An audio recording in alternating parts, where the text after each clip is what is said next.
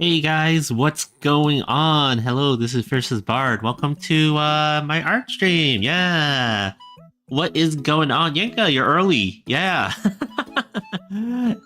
Hey, LA, wait. How do I say your name? LHL13. I don't know. But yeah, I'm doing good. I'm doing pretty good. And so is my dog, apparently. My dog's doing really good. What's up, Nomis? How you doing? But yeah, like welcome in, welcome in. Today's kind of weird.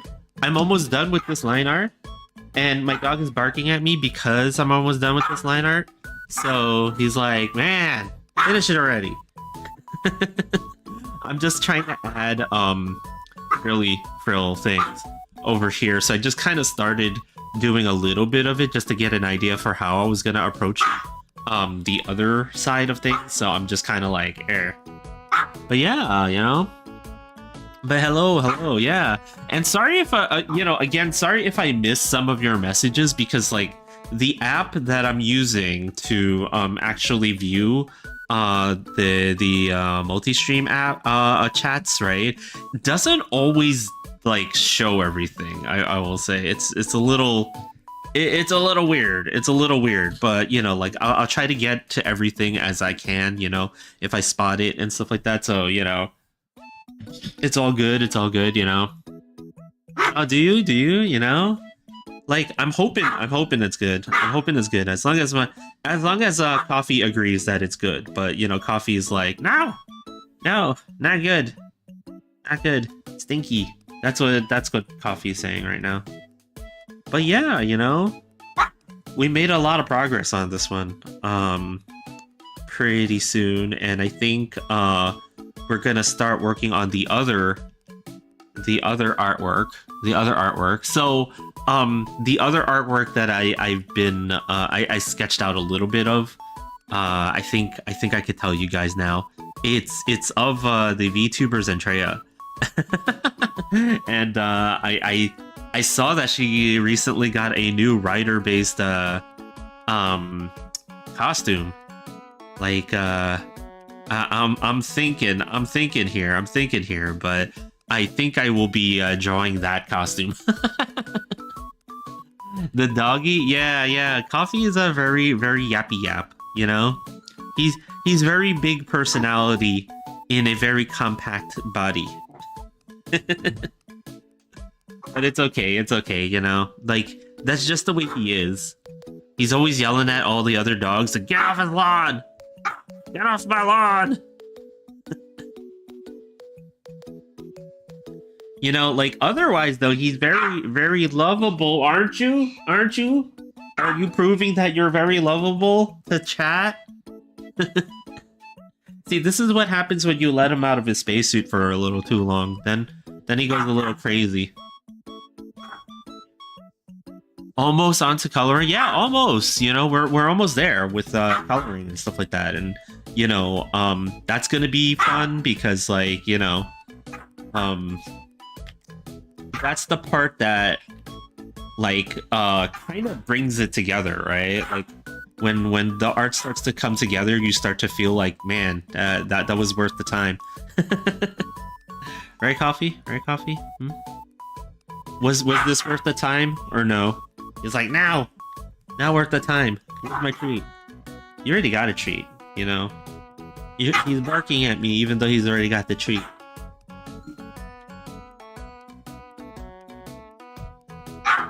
Oh, I gotta erase the line in there. But yeah, like the weird part about all the frilly parts in this image is that it's going to exist in two different directions, right? So like on the top here, since it's kind of going backwards, I'm doing like more convex shapes over here, right? Where, like on down over here near where her chest is, those shapes are all going to be kind of more concave. So yeah, we're gonna try to do this. But yeah, hopefully you guys are doing well today. There's some like gaming stuff happen. There's a lot of gaming stuff happening. Actually, I was hoping towards the end of the stream, if possible, if she comes out I was gonna do some gacha pulls. Oh yeah, that's right. That's right. So Mooney in the middle of the night apparently heard about some gacha pulls in Uma Musume, the North American English version, and decided to take my phone and help me pull while I was sleeping. So there was a mysterious addition of 10 extra pulls on my account.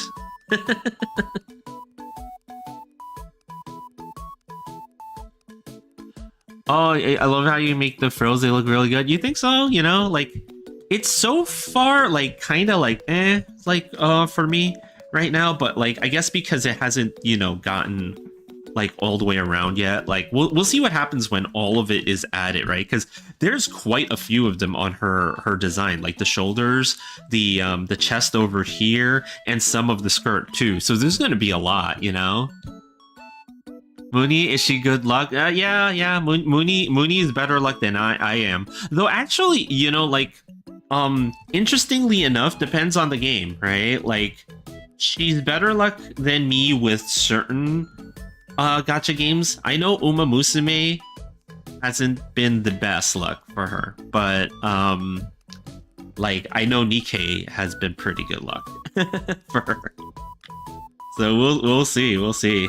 But yeah, I was thinking about doing polls for Velvet on Goddess of Victory Nikkei, because Velvet is coming out at some point, right? Like I don't know if it's today or tomorrow. If it's today, later on a little bit, when we're closer to the end of stream, I'll do some polls. But if it's tomorrow, we'll just save it for tomorrow.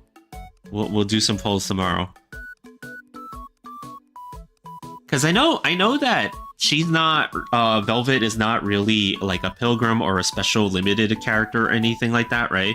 But depending on her kit, early signs are that she might actually be a must-have for certain team builds. So we shall see. We shall see if that's really the case here, you know? Because there's a lot of characters that, like, I feel like a lot of characters in that game serve some kind of function, so you can't really, like, discount anyone in that game, so, you know. I searched her design, geez, so many frills. Yeah, her design has a lot of frills. But, you know, I guess that's what happens when you're a ghost maid, right? Those freaking haunted maid cafes.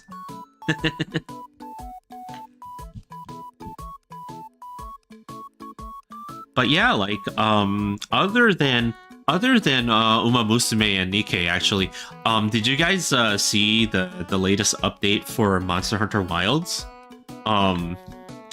Because the performance update, the PC performance update came out like last night. Like I did not realize that it was supposed to come out so soon. Well, okay, it's not soon. It's been a freaking year. Okay, it's been a year. That game has desperately needed this update.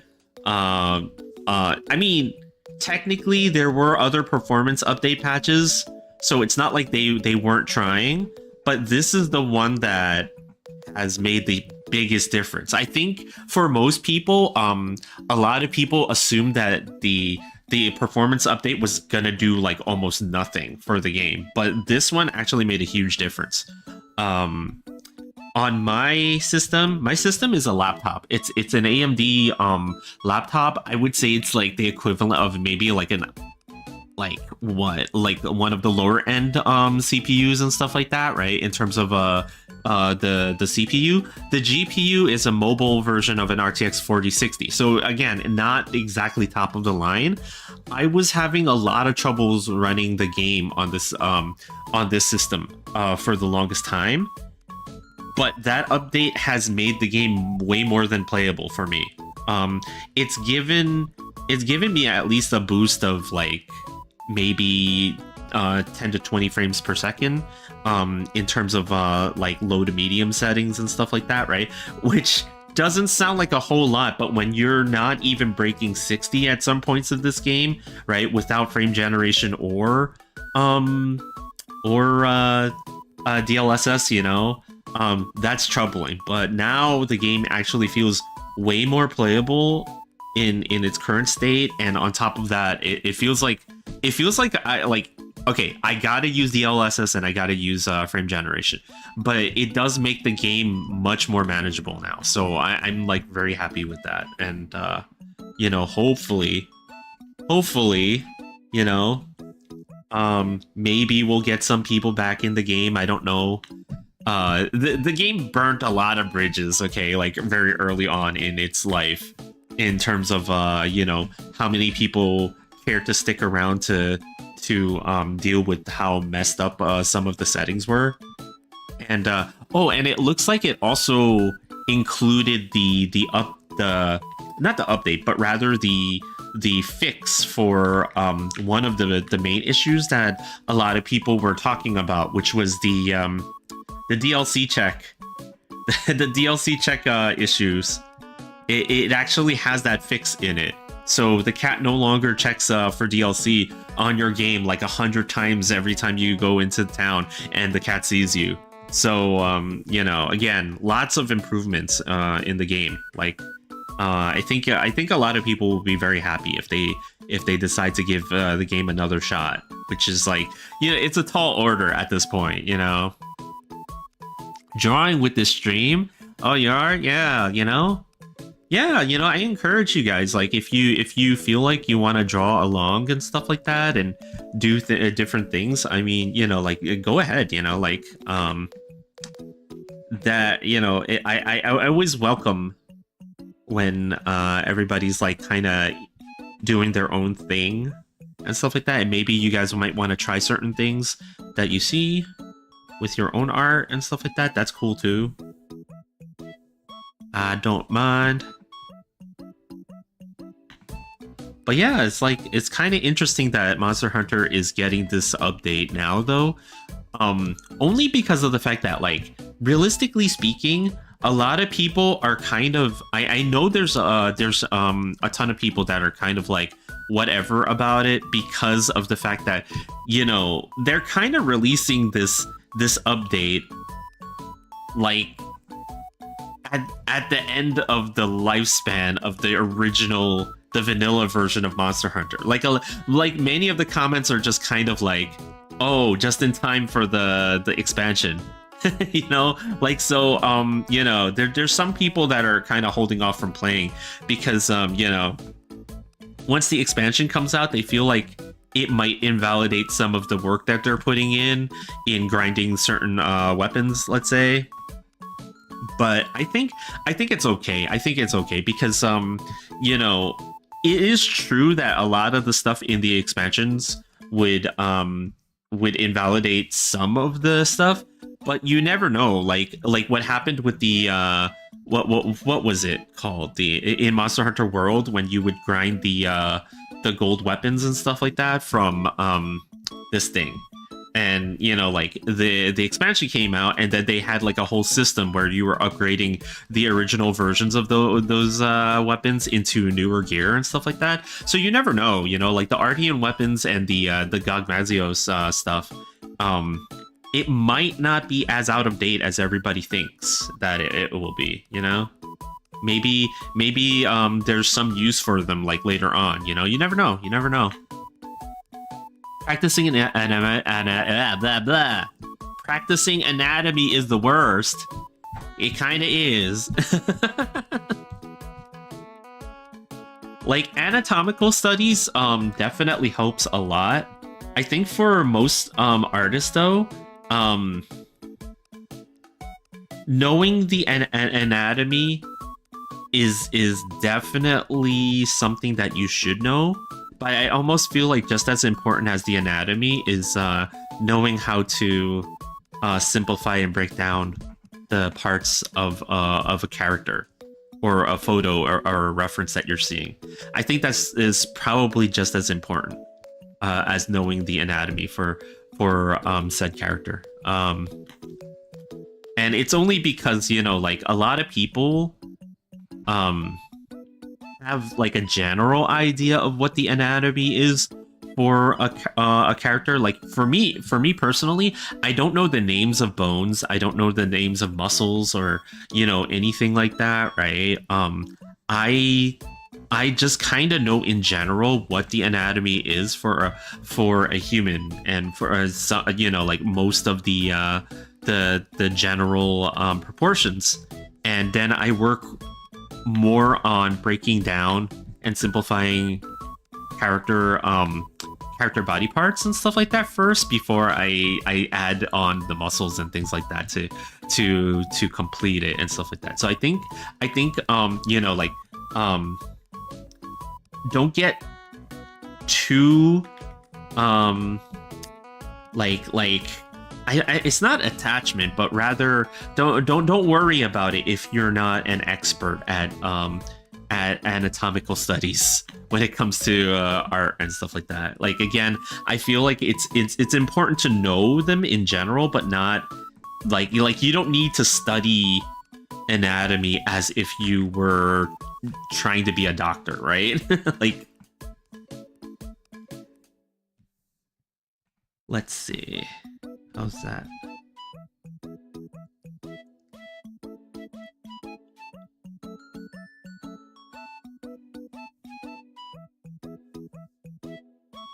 We'll try not to. I mean, it's, admittedly, it works different for everyone. I'm not going to say that, how I feel is definitely the right way or anything like that, right? But, I think it's okay if there's a little bit of misunderstanding in terms of certain things, right?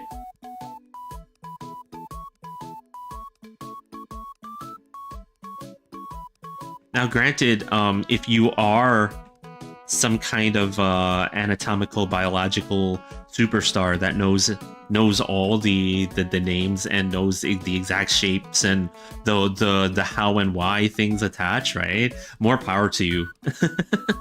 For sure. Like, it's not necessarily a bad thing, but I don't think it's the end all be all of things.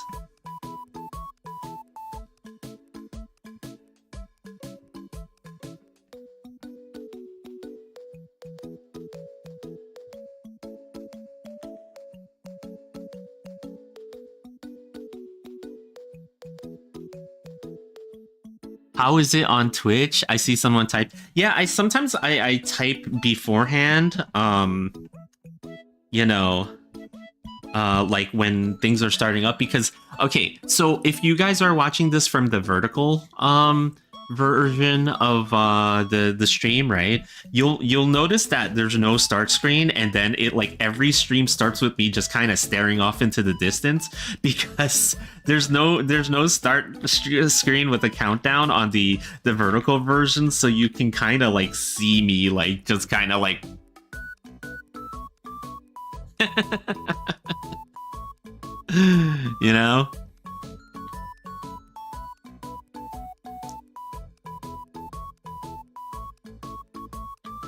But yeah, it's okay too if things are quiet in general too, right? Because like that's just kind of the nature of streaming.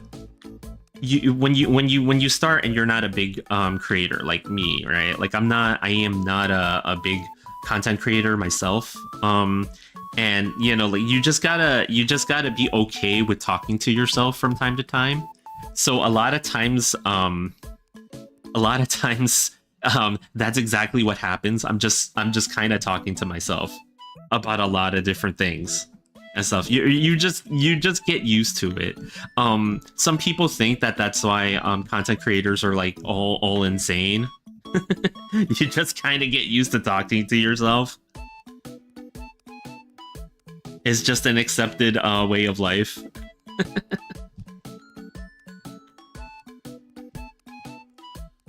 Yeah, I just wanted to fix a little bit of the hair over there so that it's not overlapping in the wrong way. Let's see. Joined on the vertical version, was surprised when I saw that. Yeah. It's I gotta figure out how to get two different start screens or something like that on the vertical version. Like I really gotta like improve the way that the vertical version looks. Because it's a little bit too weird for you guys, and you know, like I think later on too, like if we end up doing the gacha polls, then I'm gonna have to figure out how to get that to show up on the vertical version as well. I try to talk, but it is a bit delayed. Yeah, so like the only issue with streams, right, is that it always is kind of delayed. Like no matter what stream you do, like there are some people who have connections and stuff like that, right, that allow them to have like the minimal delay possible. But you know, like there's always going to be some kind of delay, whether it's a couple of seconds or maybe half a minute. If the delay is way too much, like you know, over a minute long, then it's like, oh well, gotta do something about that. But you know, for the most part, there's always going to be some kind of delay between the stream and the chat. Unfortunately, you know, it's kind of like something that you just kind of learn to live with at a lot of times. So you know. But it's okay, you know, like, again, you know, I don't expect that everybody needs to necessarily yap yap the entire time, right? Like, if you guys want to, like, you know, just kind of chill out and stay quiet and stuff like that the whole time, that's fine too, you know? It's all good. It's all good. You don't need to constantly be talking just because of that. Now, I just noticed something. So on her design, there's actually... So there's a couple of places here where there are like little decorations and things like that, right? That are on her design. And I'm just kind of looking at it like I should put these in because these are cut out from here. So if I don't put them in now, like even if I add them in color, in the color phase, it's going to be kind of weird. So let me just do this. Yeah, and I think this this stream is just going to be all about adding these little details to her design.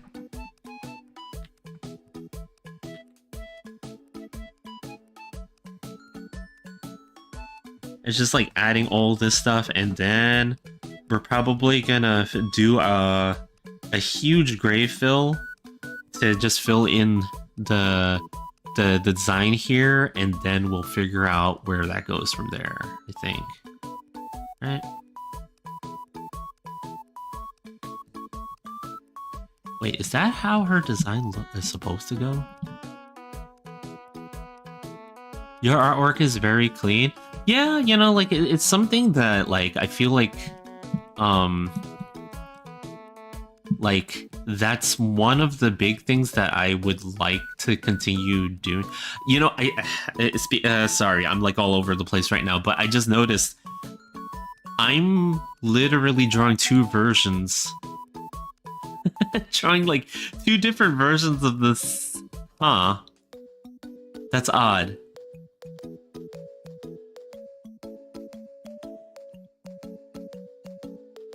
Oh man.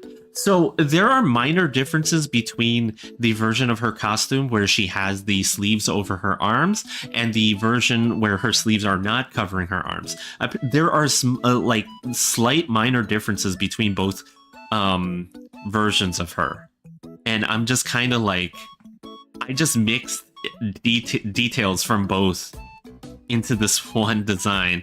So I'm like, huh, what am I supposed to do here? Okay, maybe I gotta fix this, so... Oh, this is so weird. Okay, okay.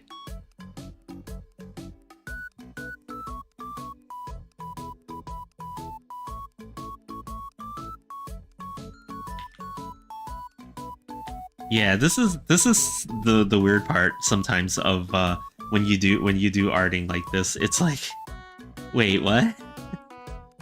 How did this happen? What?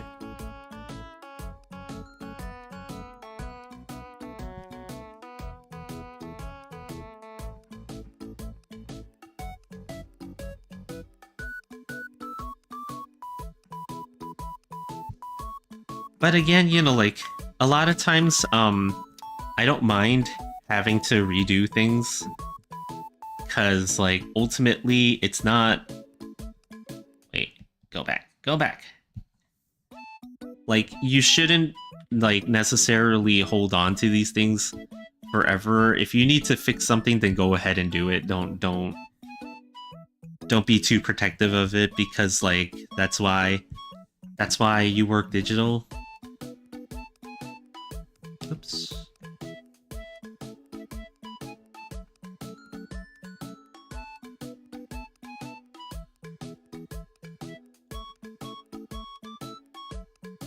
The details are confusing sometimes on her outfit. Yeah, it's because, again, like there's actually a couple of different versions of her.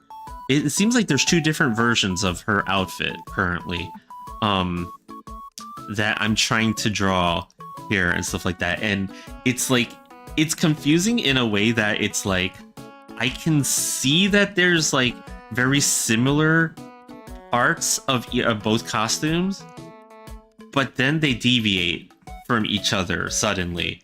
And then there's like very different things happening. So I'm trying to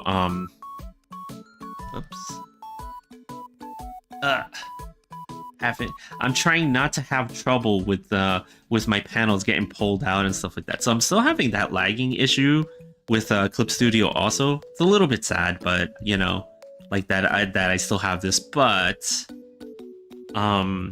it's okay. It's okay. We're working through. We're working through it. It's fine.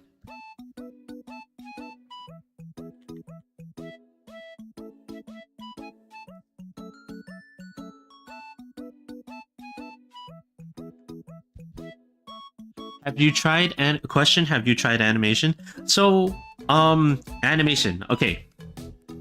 I actually have done animation. So when I was a graphic designer at some point in my life, I actually specialized in Flash and AS3 scripting. And then on top of that, I had friends who were actually professional animators who we did a couple of different little projects and stuff like that, right? Where we did some animations. Not anything that you guys would know for sure, but you know, like they were educational things and stuff like that. So we did do animations. I did do animations, and I do have oh wait, that's the wrong eraser.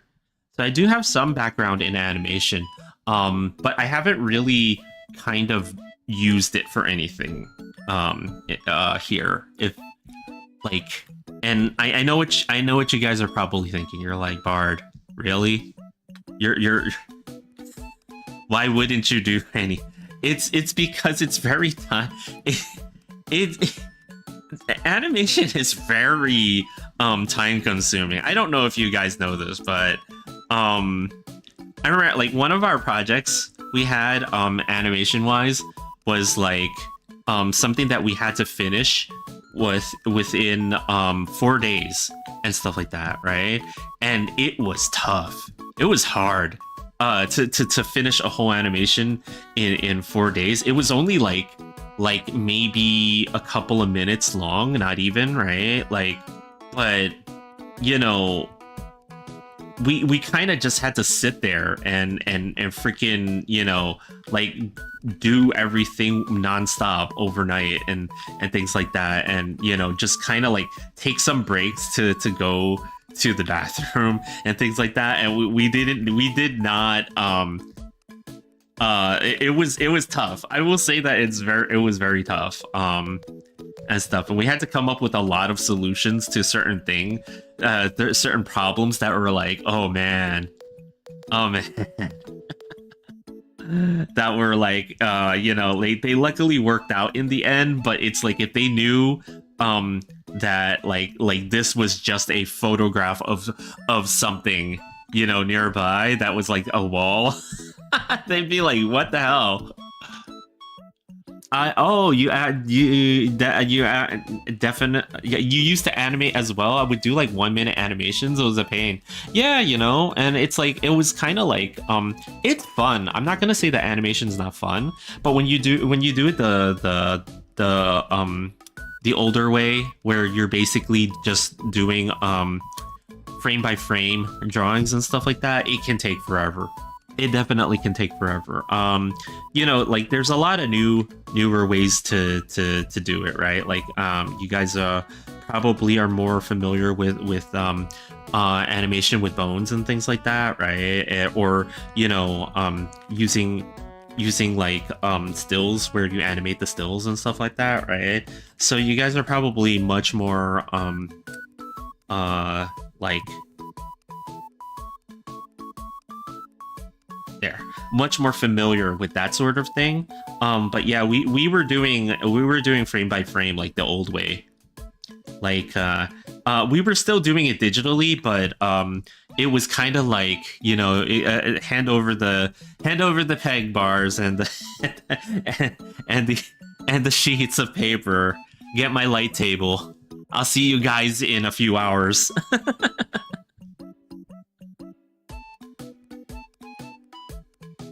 I would animate on flip a clip. Absolute pain. Wow.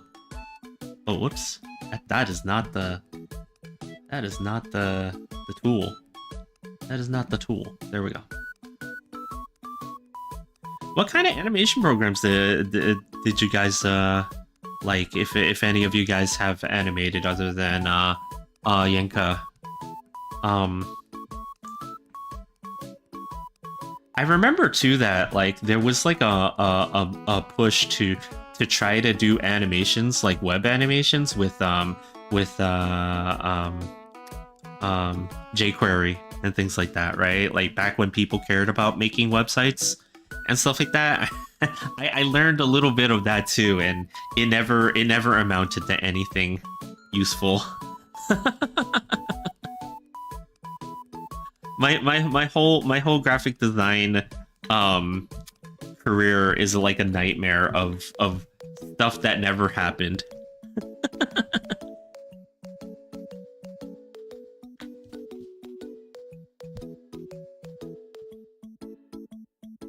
you know. But yeah, like I don't mind actually. The one thing though is like Mooney actually knows how to do live 2D stuff, right? That's how my avatar here was done, right? It was through live 2D animation and stuff like that, right? I've been wanting to kind of learn live 2D animations for quite a while now, actually. I should probably pick it up again and start like seriously doing live 2D style animations, because there's actually a world where like I actually animate some of the illustrations that I do for entertainment purposes, we'll say. We'll just leave it at that. But like it's something that I've been thinking about, like it would be kind of neat to do, right? Oh boy. I was thinking that maybe today that we would get to the point where we could actually color this. But now that I'm doing this, it's like I'm redrawing a heck of a lot of the details on this illustration. So we'll see if we get there. I hope we do. Oh, we shall see. Because I'm starting to think that maybe I underestimated how close we were to finishing this this line art.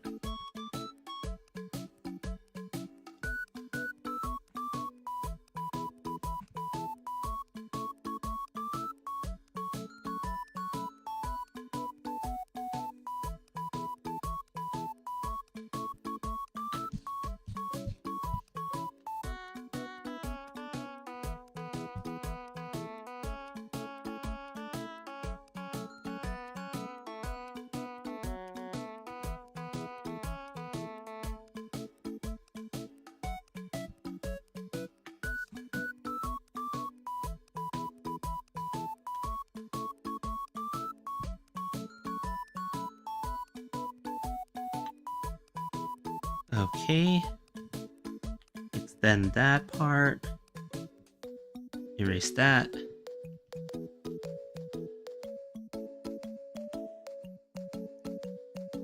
Have you done any commissions recently? Yes. Um, they were mostly commissions that were for background images, like start screens and stuff like that, for other content creators. As of late, I can't really show those because of the fact that it's like, you know, um they're being used for certain things, and you know, I don't know if the people who commissioned them have debuted said things as of yet. So you know,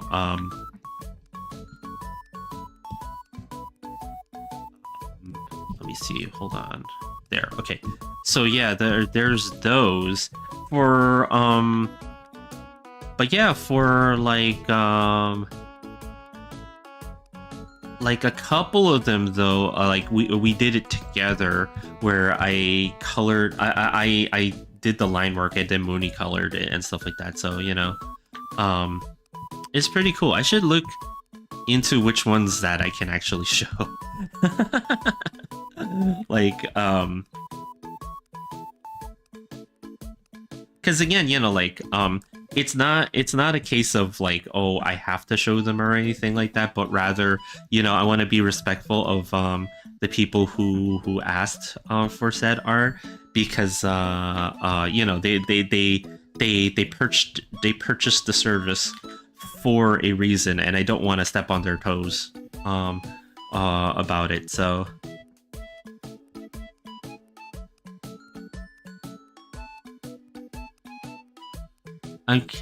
oh, you're curious now? Yeah, you can see some of the stuff that we've done on our VGen. Plug. I plugged my VGen. vgen.co/cappybuds. CAPYBUDS. Yeah. See, I can do the plugs too. No, Mooney has been very, very big in terms of my art journey. I will say that it's not like my friends were not, right? Like my friends definitely helped me grow as an artist, for sure, right? Like a lot of, I actually have some friends who taught me a lot about illustration, because I didn't learn to draw I didn't learn in the most traditional way. I basically have an art teacher for a friend who taught me a lot of stuff, because I didn't really go to art school and stuff like that, right? And I was very fortunate to have met said friends, and then, you know, like just being around other art people who are my friends and stuff like that, you know, they kind of, it wasn't always like a case of like, well, you know, like we drew all day or whatever. I mean, like, you know, we kind of messed around a lot in terms of playing games and stuff like that. That's what all friends do. But at the same time, it's like, you know, like if I didn't have my friend group, I would not be as far ahead of where I was a couple of years ago and stuff like that. So, you know, I'm very fortunate in that regard. Like, so, you know, like,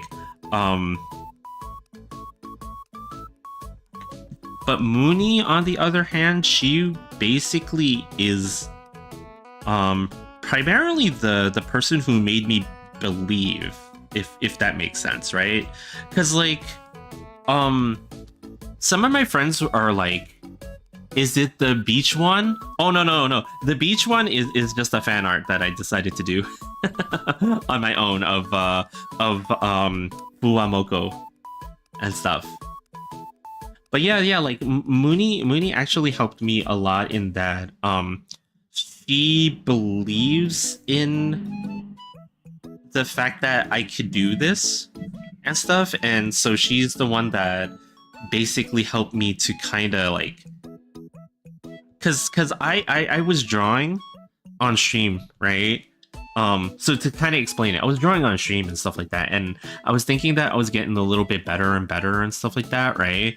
And even right now, like, you know, like I'm still learning a lot as I go, but Mooney's the one that kind of convinced me that, you know, to look at what I do in a different way than to, you know, like I don't consider myself a finished product yet in terms of arts and stuff like that, but I can say that now that I have a lot more confidence in how I approach the arting and stuff like that. And, you know, like she's the one that convinced me that I would be able to do art in some capacity as a profession and stuff like that, right? So, you know, like she's helped me a lot with getting set up and actually exploring the possibility of going and doing art tabling at conventions and stuff like that.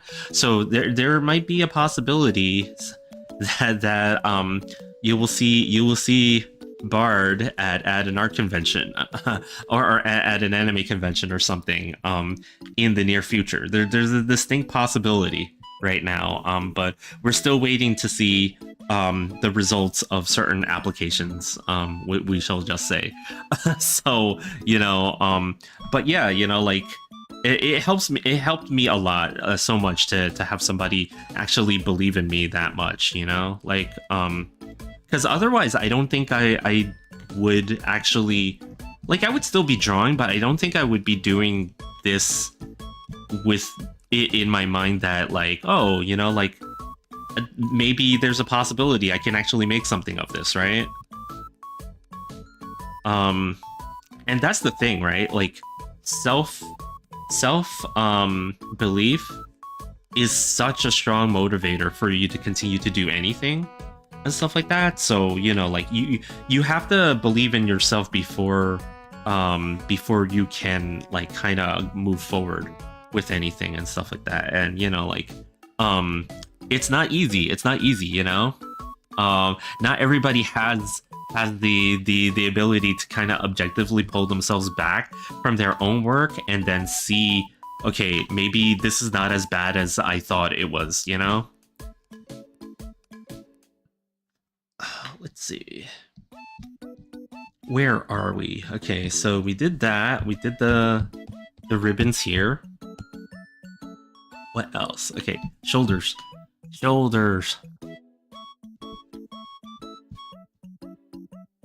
Okay.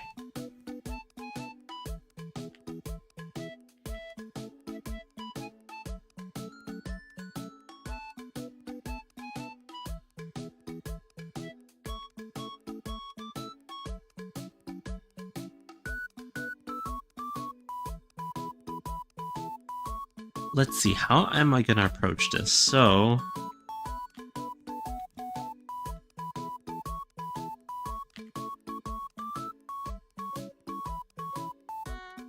we gotta draw the Squidwards.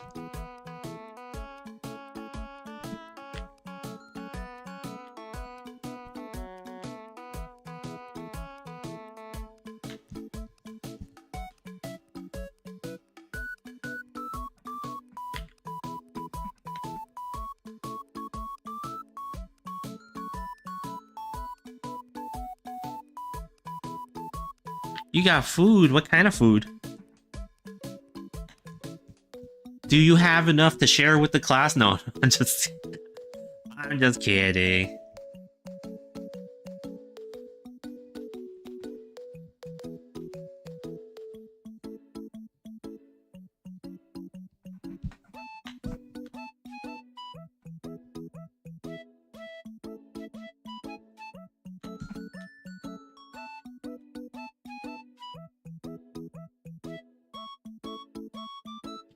So that's the secret to drawing frilly parts. Just draw multiples of Squidward's head. Hey Kobe, what's up? How you doing? You want some? I mean, I might. I'm kind of hungry. No, I'm not. I'm good. I actually ate before I started streaming, so I'm good.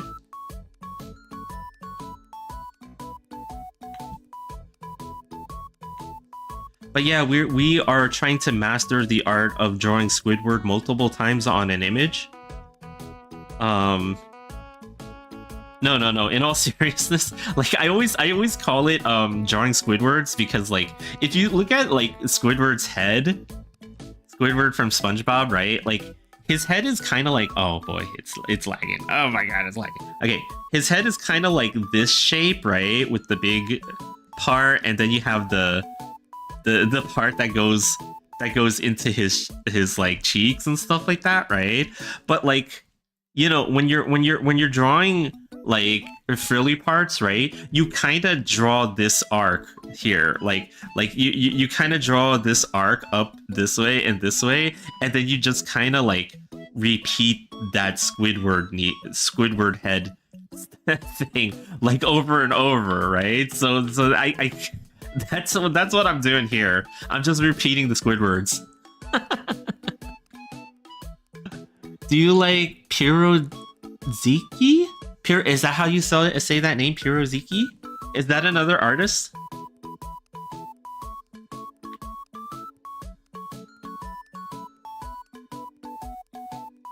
SpongeBob is your childhood. You know what's funny? SpongeBob was not my childhood. I know people that watched a lot of it, and I caught some episodes of it, but I never actually saw a whole lot of SpongeBob SquarePants.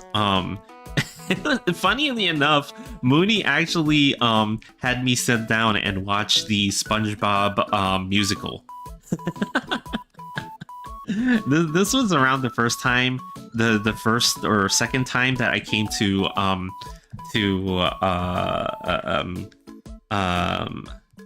Bounty Hunterville. Yes, the first or second time I came to Bounty Hunterville to visit Mooney, like maybe like a year ago and stuff like that, or so, and like wait, it's been longer than a year, but it's like I sat there and watched it, and I was like, wow, this is kind of interesting. I think she was also playing the SpongeBob game that was on Steam. I think it was like a remake of another SpongeBob game and stuff like that. So it's kind of funny because I don't actually have like a huge big attachment to SpongeBob, but I know stuff from it like a little bit.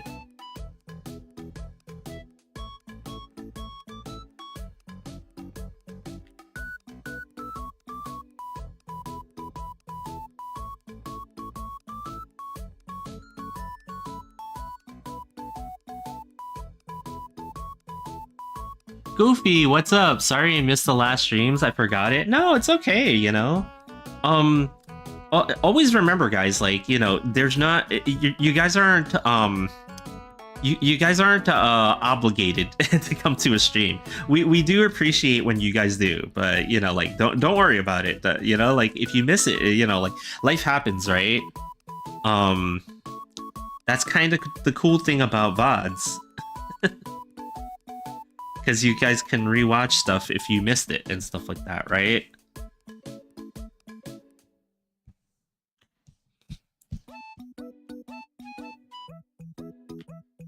But yeah, my childhood was mostly Transformers. Transformers, Dragon Ball Z, stuff like that. That was kind of the stuff that I was very enamored with growing up and stuff. I know that there's a large contingent of Pokemon kids somewhere here too.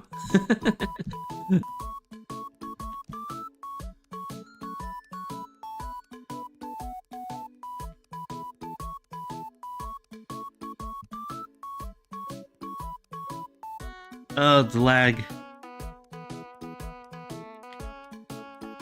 So the unfortunate part is there's a setting in Windows, right? Specific to Windows 11 that causes a lot of stuff to happen that's weird also with Clip Studio. It's called, what was it called? GPU scheduling, right? It's in the advanced graphics settings on Windows 11 and stuff like that, right? It is known to cause a lot of crazy stuff to happen with the Clip Studio, but unfortunately I can't turn it off because every time I turn it off, I have to restart this laptop, and I actually need it on because I need it on for when I play Monster Hunter, and I need to have frame generation on because without it I can't use frame generation. And I know frame generation is not real it's not real frames, right? It's just a way of like pretending like you have a better system than you do. But unfortunately this laptop is not exactly top of the line, so I do need all the help I can get between DLSS and frame generation.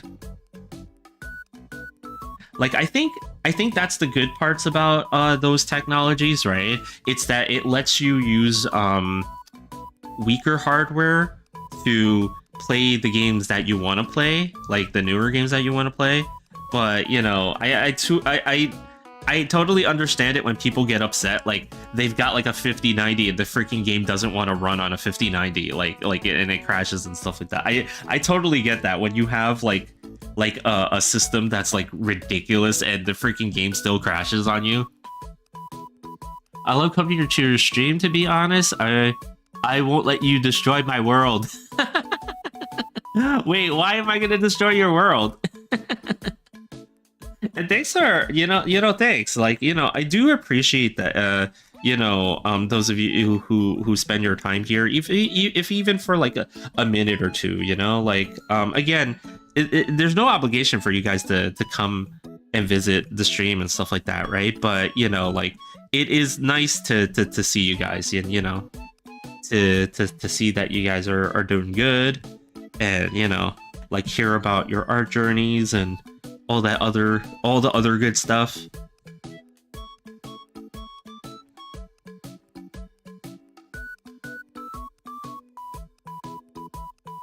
As long as this laptop holds up.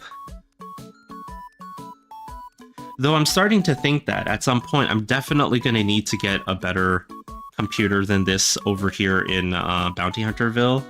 I do have an extra set of 32 gigs of DDR5 RAM in Cappytown. It's just kind of, it's in my PC, and it's not really like it is being used, but I need to pull it out because I made the unfortunate error of putting 64 gigs of DDR5 into that computer. And the thing is, like, it's not that you can't have 64 gigs of RAM in your computer. If it's DDR5, it has issues when you try to do stuff with it. When I'm sorry, when you have 4 DIMMs, okay? Like, if you understand what I'm saying, if you have 4 DIMMs, then it's gonna have issues. And unfortunately, that's what I did. I didn't get like 2 32 gig DIMMs. I got 4 16 gig DIMMs and stuff. So it crashes from time to time, and it'll run good for like an hour or two, and then it'll just totally like blah. Just crash. Eating some buns. Ooh. How do we boost a stream? I don't know. I actually don't know how is that something? Is that like a feature or something like that on YouTube or something like that, or on Twitch? I have no idea. Cappytown, let's go. Best town in the world is Cappytown. I would say that Cappytown is fun. I will say that much about Cappytown. It's a lot of fun and stuff like that. But as of late, my home is Bounty Hunterville.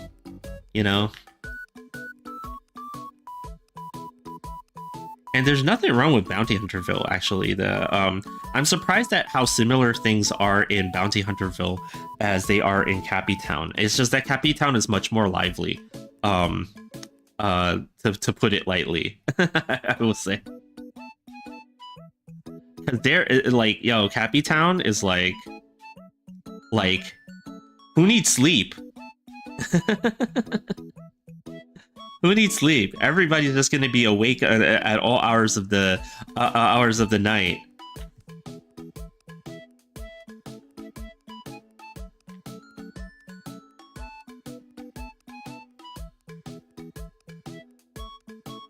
And sure, some people are crazy in Cappy Town, but you know,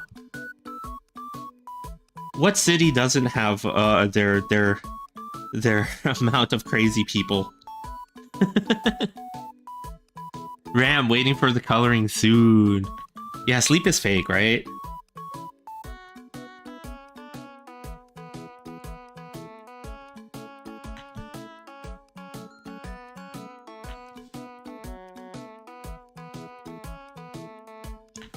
Okay, we got the shoulders, now we gotta do the chest part. And we're just going down little by little and getting all these frilly parts and stuff like that. So let's see if I didn't screw this up.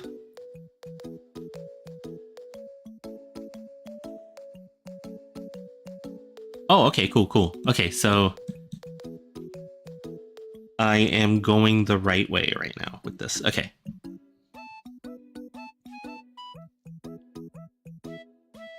Me thinking of Cappy Town.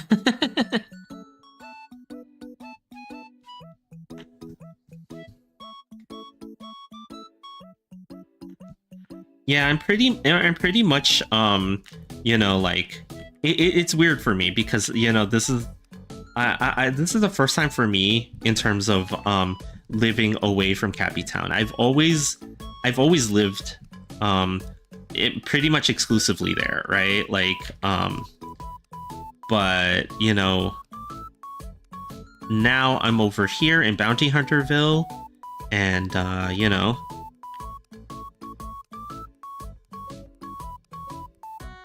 and there's definitely going to be things that you know, like I miss about Cappy Town and stuff like that. You know, like that's unavoidable because that's just you know, where you lived, where I lived and grew up, right? But you know, again, I'm surprised at how much Bounty Hunterville is so similar. So that very much helped. That very much helped a lot and stuff like that. It wasn't such a shock to me when I made the move. Oops, I just erased some stuff that I might need.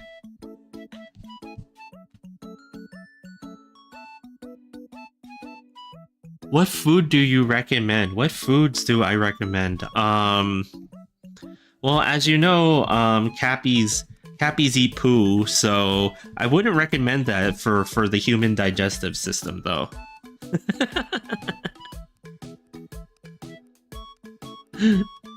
No, I'm just kidding.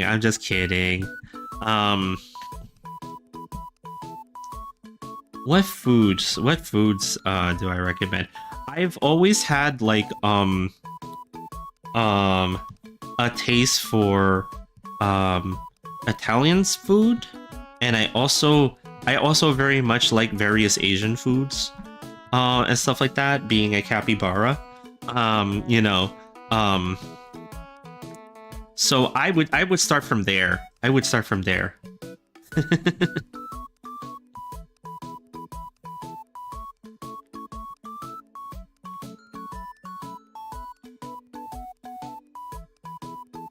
And as it turns out, Cappies and bounty hunters apparently had very similar tastes in food.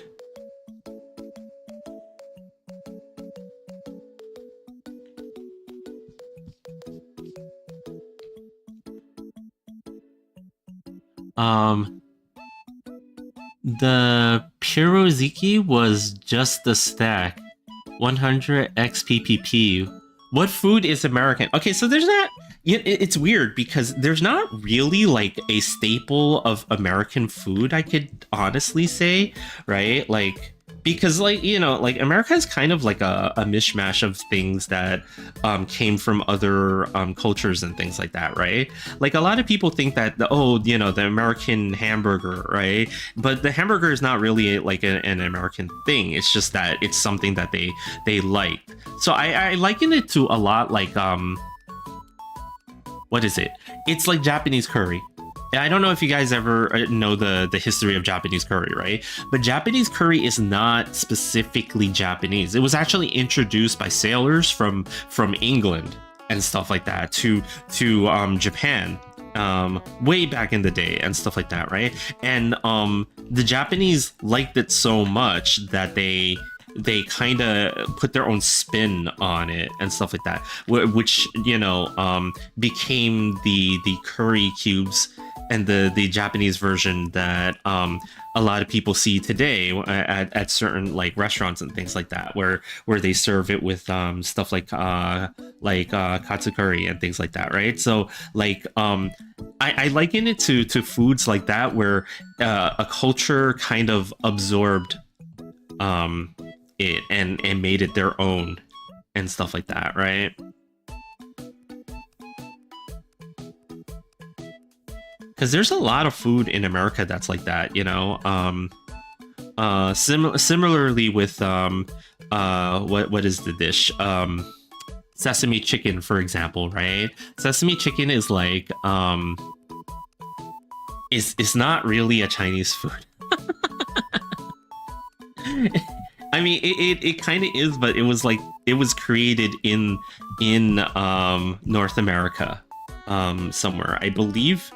No, not, I'm sorry, not sesame chicken. Wait, is it sesame chicken? Yeah.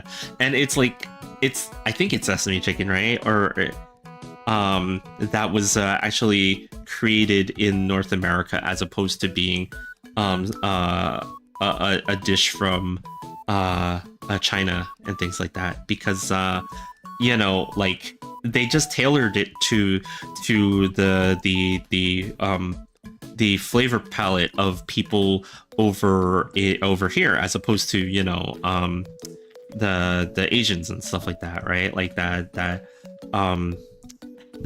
would prefer different flavors and things like that, or not really different flavors, but more different dishes, I would say, right?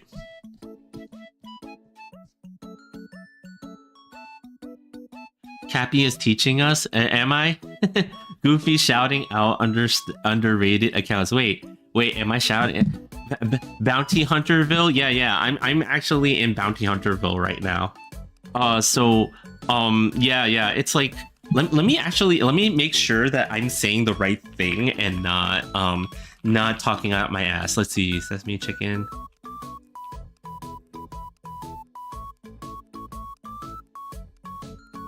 Yeah, see, sesame chicken is a classic Chinese-American fusion dish rather than a traditional dish from China. And it is a staple in U.S. takeout restaurants, often featured a sticky sauce with soy sauce, honey, brown sugar, ketchup, and toasted sesame seeds and stuff like that, right? Like, there is a version of it that most Chinese people will have probably have eaten, General Tso's chicken and stuff like that, right? Which does in fact originate from China, as opposed to outside of China, but like that's the closest thing, I would say,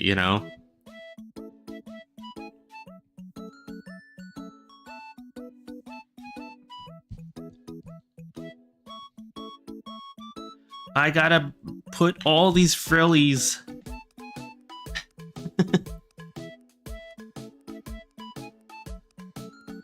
Have you visited America? If so, how is it? So yeah. Cappy Town is actually in Freedom Land. When I refer to Freedom Land, it's America. Cappy Town is in fact in Freedom Land. So yes, I have lived there. So and Cappy Town itself is very dynamic, a dynamic city within Freedom Land, right? Like I will say, and like there's some crazy things happening right now, if you've paid attention to the news, but it's, I want to say that it's not as scary as a lot of people may assume, but there's a huge caveat there. Things, right? Like life, right? Like, yeah, so, like, I will say, between Bounty Hunterville and Cappy Town, there's a lot more to do in Cappy Town. But again, Bounty Hunterville feels very familiar to Cappy Town. It doesn't like there's a lot of things that are very similar. In including the cost of things. And I'm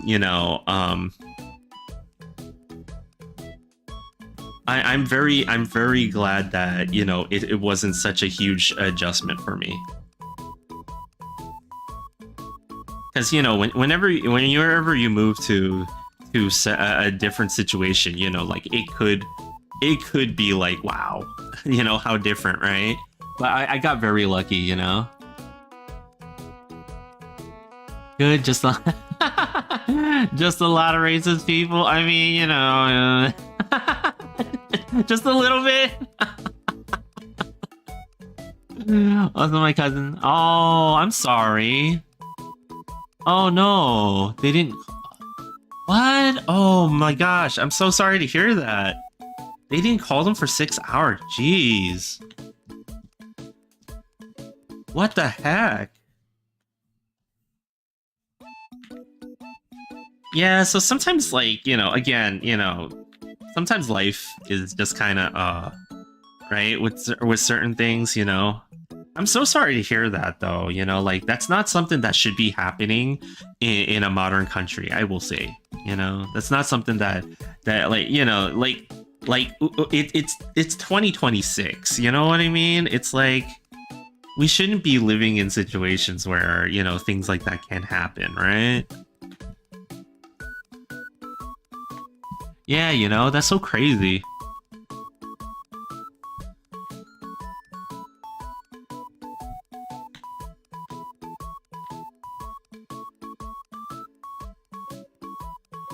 Okay, so I noticed something too, like, because I'm so zoomed in when I'm doing this work, I picked, generally I pick a very thin brush size, right? But because I'm so zoomed in, it looks super thick. The way that I'm doing that with the brush right now, so like, I gotta zoom out a little bit for a little bit, and I gotta change the way this is because it's like, whoops.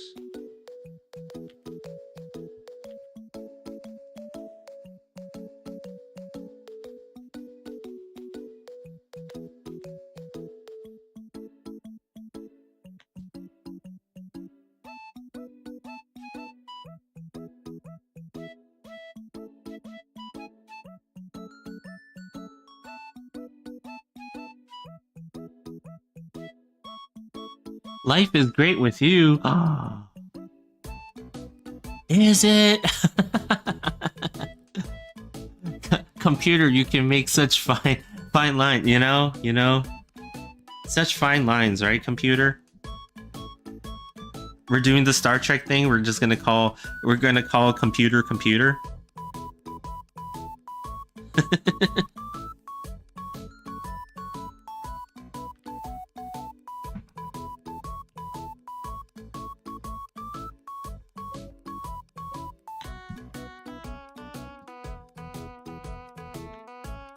Okay, and then we gotta change.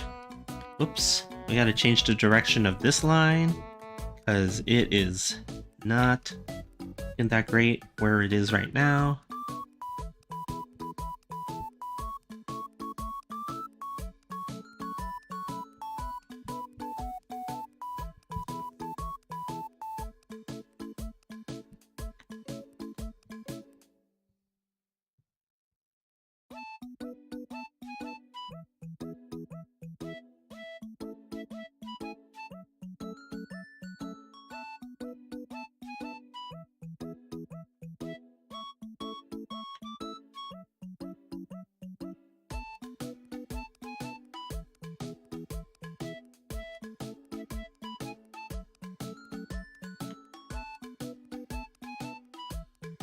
Yeah, I might actually have to extend the arm a little bit too.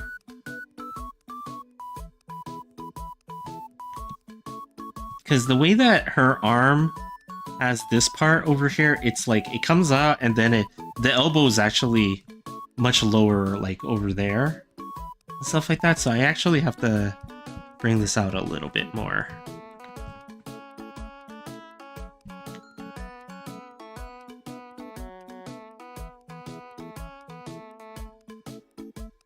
Why am I only focused on looking at you?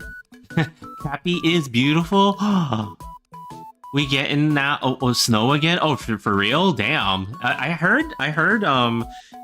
It snowed like crazy in Freedom Land. Recently, and stuff like that. Like this weekend or something like that. Are you guys getting snow again? Damn.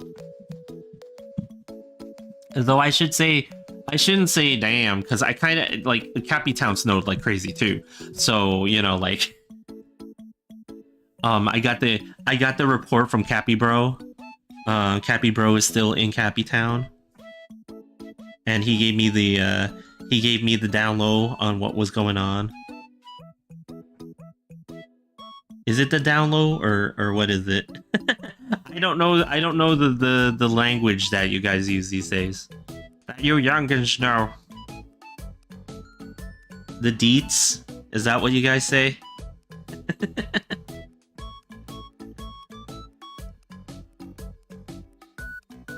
Watch Netcore? Oh, right, you guys got snow, right? Yeah. Probably like 4 inches or so. Damn. Actually, could probably remove the line art layer for the time being. Just do this without... I mean, not the line art layer, but the sketch layer, I should say. Could probably remove it. It'll make it easier for me to clean some of this up.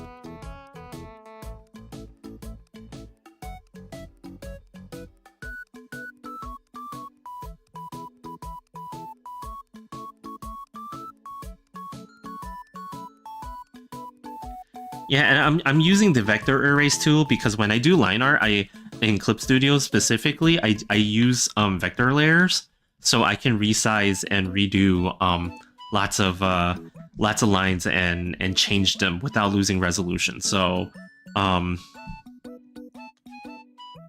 that's my secret. Don't tell anybody else. No, you can tell anybody you want. It's not actually that big of a secret.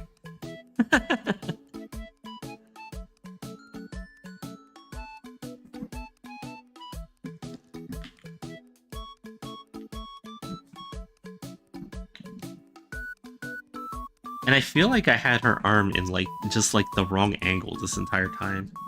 Jeez.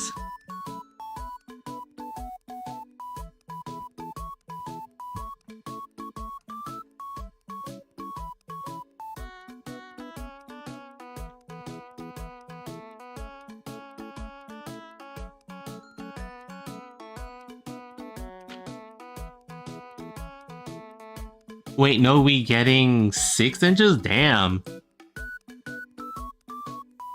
I'm focused on looking at how you react and your eyes and how your mouth moves. Unfortunately, like the way that I react is kind of like odd because the camera that's looking at me, right, is actually higher up than me. So when I look down at the canvas where I'm drawing and stuff like that, sometimes it doesn't detect my eyes or my mouth and stuff like that because it's like I can't see it. So then it doesn't like, you know, read it as well and stuff like that. So, you know, that kind of sucks, but you know, hopefully it's okay. Oh,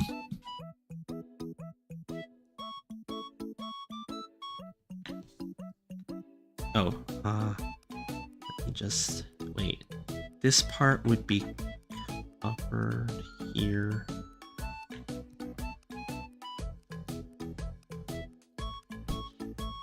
Oh, you know what? Yeah, looking at the wrong thing again.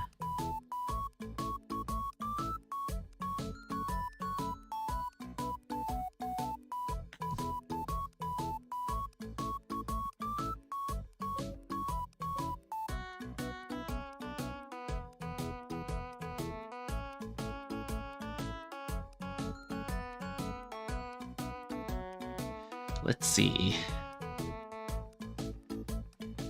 Yeah, and again, you know, like I was hoping that I would get to the coloring for this today, but I might have underestimated how close to that I was.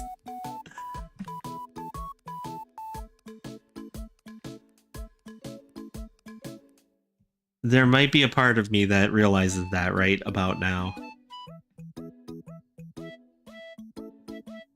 But we'll see, we'll see. Like, let me not talk like... Let me not go into loser talk. Let me just...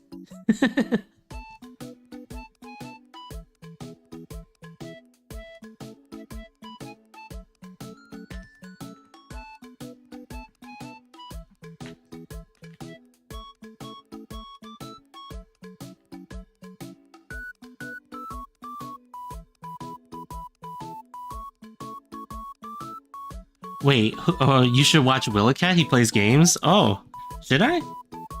Should I?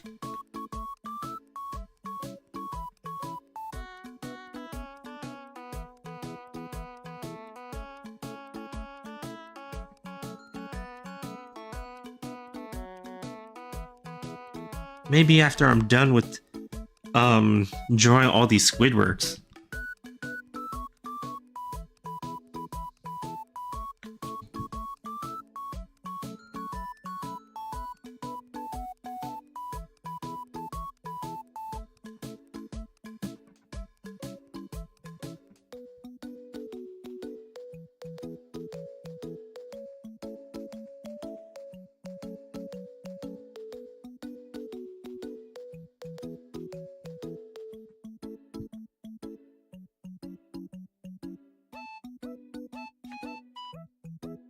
I might be done with this already if I wasn't having these stuttering issues with this program, but that's just me complaining more about it. and going like trying to give myself more of an excuse to try to get a regular PC.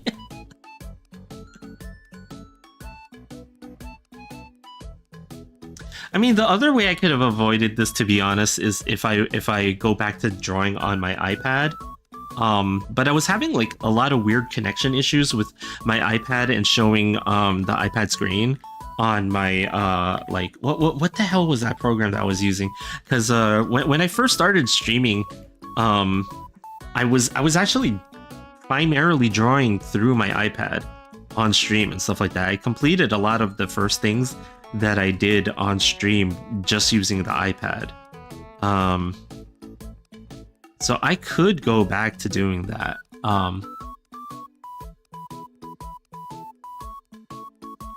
Or you should try Kuplinov play. Wait, oh, those are other streamers who play games and stuff. What kind of games do they play? Can you join my YouTube avatar after this one, please? You know, I wish I could, but I don't really take requests, unfortunately.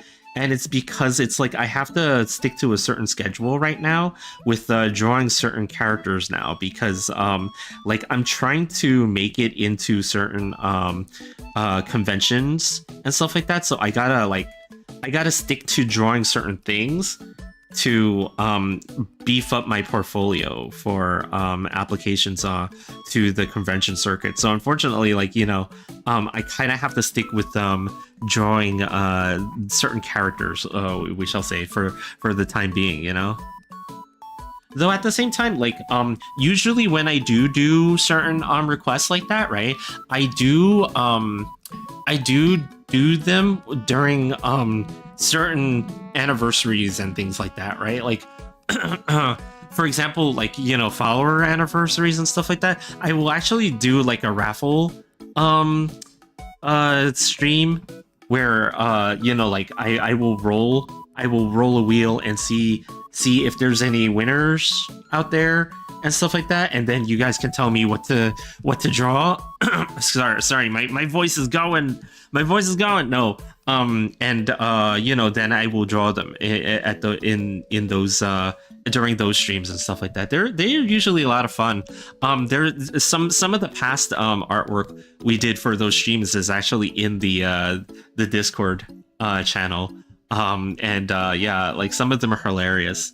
And in fact, one of the first things I ever drew for Mooney was from one of those raffles. She actually happened to win one when we first met and stuff like that. And it was kind of funny because she had asked me to draw my avatar the way that I draw my French girls. like from Titanic. So in the channel there is a Titanic themed bikini capybara.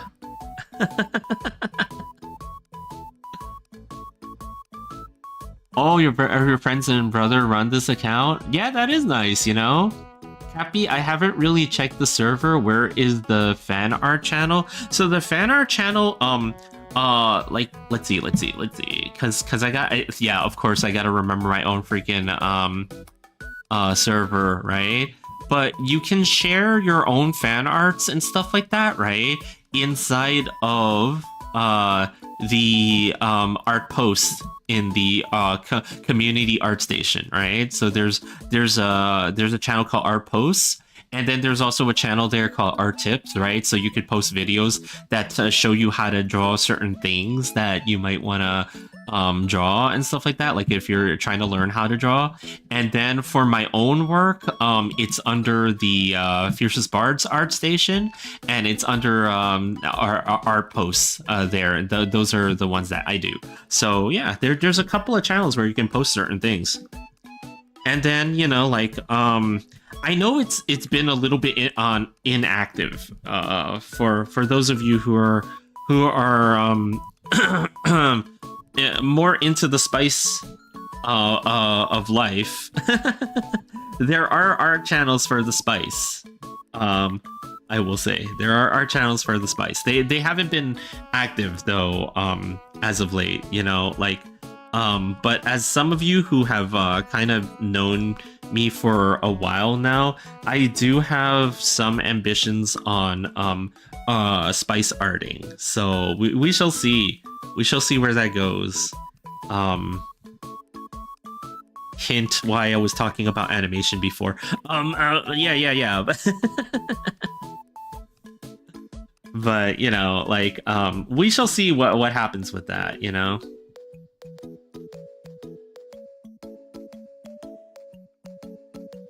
Ever wonder why art takes so much effort and it's kind of hard to draw a stickman for me that literally draws Goku for me, that literally draws Goku for a habit?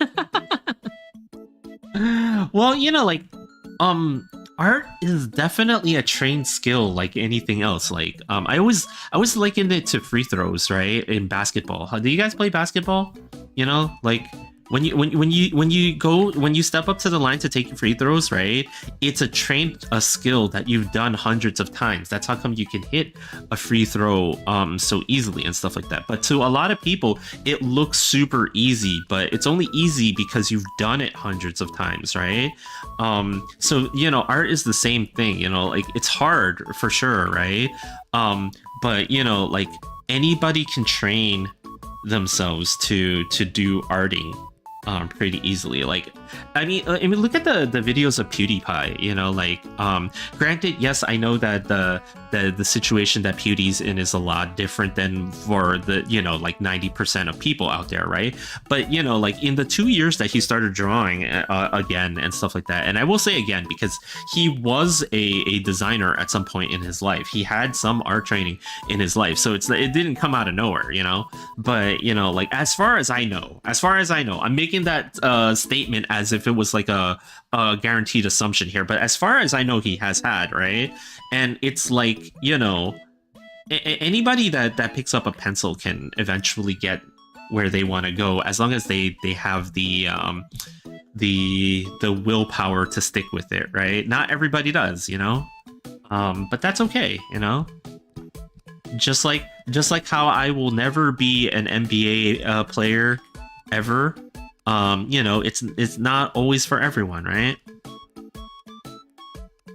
I watch a few episodes, it's okay. Yeah, and the thing for me is that, like, you know, the only reason that I draw I know how to draw Dragon Ball characters, and you know, like stuff like that is because again, I've done it so many freaking times that you know I kind of still remember some things, like at least the big points on the body to remember to draw before, like you know, like you just remember these things after you've done it so many times that you know they become second nature and stuff like that. And I think art is a lot of art is like that, you know.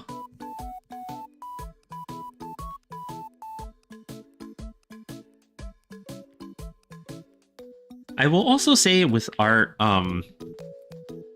there are things about art that are like, you know, like I've had friends, for example, that lament the fact that they are not as talented as certain peoples and stuff like that, right? And you know, they wish that they had this or that and stuff like that, right? Kind of like how I wish that, you know, I was just as tall as Victor Wembanyama, right? You know, like but sometimes, you know, like you have to remember that the talent that you see is nurtured by the practice, right? It's not the other way around. Like you don't just have a talent and then the talent carries you all the way through. The practice and the, you know, like the dedication to the craft, right? That's what actually carries you all the way through to becoming like really good at stuff and junk like that, right? So like, you know, like whether it's art or anything else, right? You have to remember that the talent is only one part of the equation. If you never practice it, then it's your talent is just as good as you know, as not doing it and stuff like that, right? So you gotta practice, you know, you gotta do things, you gotta get your reps in, as they say, and stuff like that, you know. Again, like, you know, we all wish that we could have stuff that, you know, like but that's just kind of wishful thinking until you actually, like, you know, do the thing, right? Yeah, remember what Pewdie did? Yeah, like, you know, I think I saw that Pewdie had like a recent video about going to visit one of the anime studios out there and stuff like that, and I haven't seen it yet, and I've been very interested in catching that and stuff like that, because again, you know, it's like another thing of seeing somebody progress with something that, you know, they became very interested in, and they wanted to do. And I get it, a lot of people had like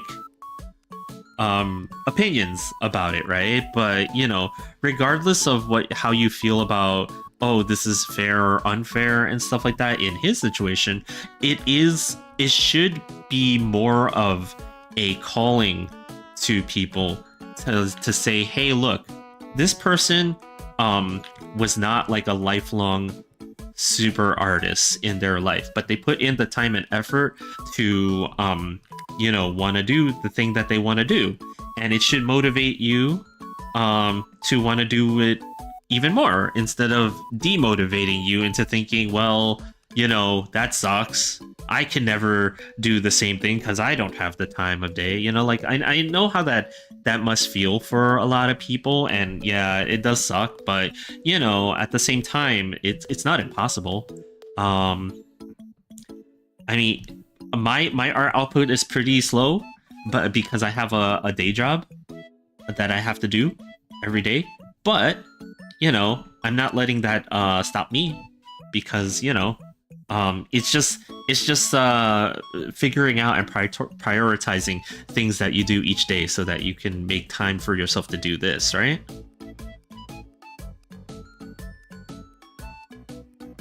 But yeah, that's kind of how I feel about it, you know? Like, I don't know how you guys feel about it though. Like, you know, I know everybody has a different take on the situation and stuff like that, but I feel like it's kind of cool. I feel like it's kind of cool, you know?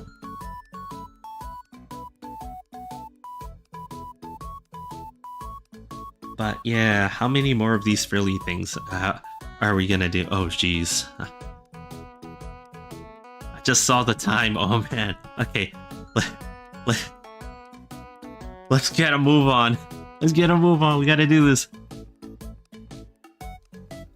because as you guys know, like I've repeated this a couple of times.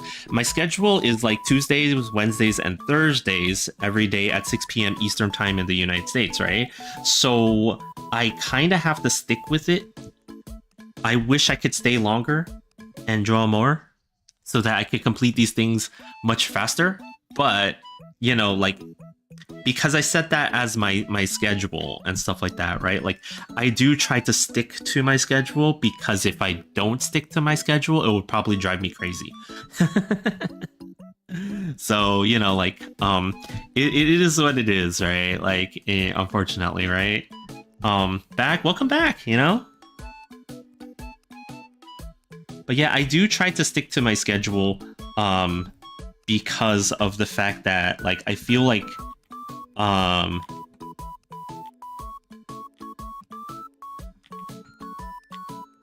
when you do it, like I was saying before, you know, I kind of have to figure out the times when I can draw and when I can't draw and stuff like that. So I have to stick to a schedule very, very closely so that I don't accidentally overdo certain things, and then I end up forgetting to do certain things on the daily and stuff like that. Like, I have a lot of chores and things like that I have to do at home and stuff like that, right? But you know what? Like, what happened while I was gone? Oh, not much, you know, just talking about the schedule and stuff like that. I was thinking that I might have to change my schedule at some point. It depends on what happens with me at work, because I might actually be having a change in schedule at work too, and stuff like that, right? So I might actually have to change my schedule, which I kind of don't want to. But, you know, like, work is work, right? Like, the unfortunate part is, like, I can't get away from that and stuff like that, right? But the only problem I would see is that any change to the schedule that I would have to do would only push me into later hours and stuff like that. Like, I couldn't stream earlier because I have to work later hours. I get to start the day later, but I also have to finish the day much later too, right? So that's the unfortunate part. I will see what happens with that. It's probably not going to happen for another month or two and stuff like that, if even. But, you know, it's got me already thinking, okay, what if it is that I have to change my schedule? Like, what if, you know, my schedule changes to the point where, like, I can't stream at these times anymore, right? Like, what would happen?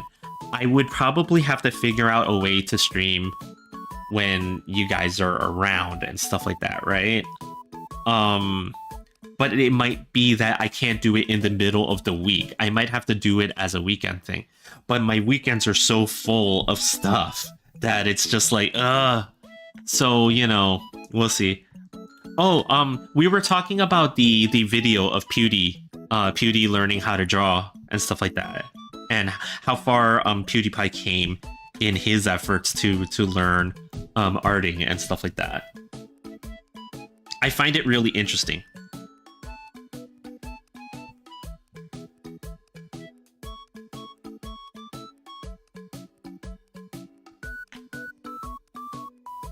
Okay. Let's see, how do we approach this now?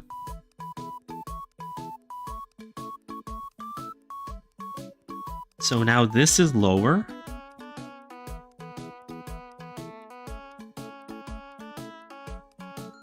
I've never heard of it. I need to. Oh yeah. So, PewDiePie put up a couple of videos in the last year or two, right, where he shows that he got interested in learning to draw and stuff like that, right? Like, I suspect because he's had some training previously as a designer or as an artist of some sort, right?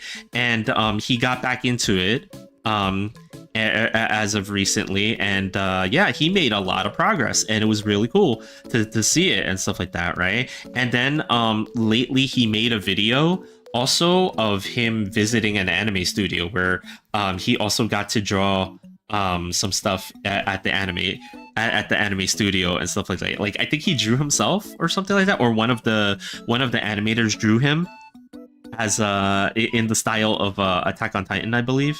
Or something like that, right? It's really interesting to see you know, somebody pick up the arting and then just kind of grow, especially, you know, like these days, right? Like considering, you know, like the stuff with the AI and things like that around and stuff like that. So it's very it warms my heart to see that, you know, some people still believe in the good old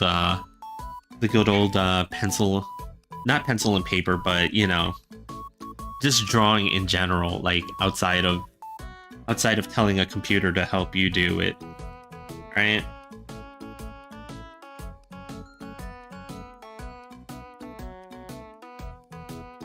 Oh. Let's see.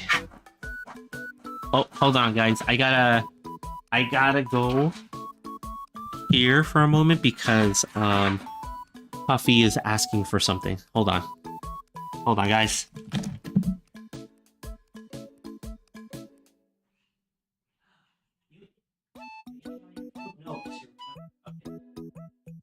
What?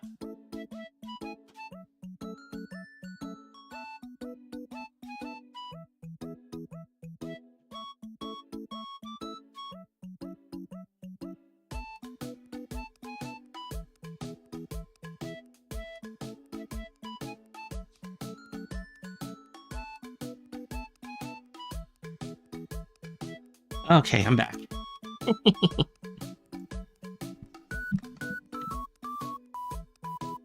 He sounds lucky. Is he popular? Oh wow. So PewDiePie. Wow, I'm surprised. So PewDiePie is incredibly popular. He was a gaming streamer, for many years. And he has like a ridiculously large following. And he, I believe, moved to Japan at some point and started doing videos over there. But he kind of slowed down a lot as a creator, I believe, because he has a family now and things like that, right? And you know, like it's rare to see a video from him, but when a video does pop up, it's kind of interesting, you know?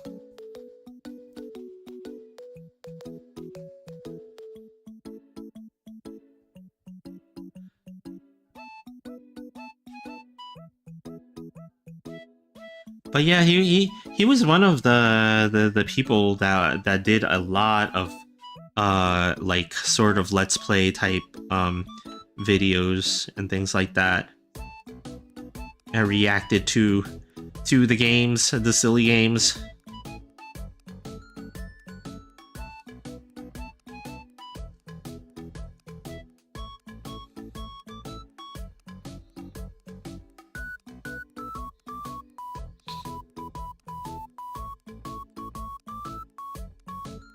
Okay, this part over here is like, is kind of like,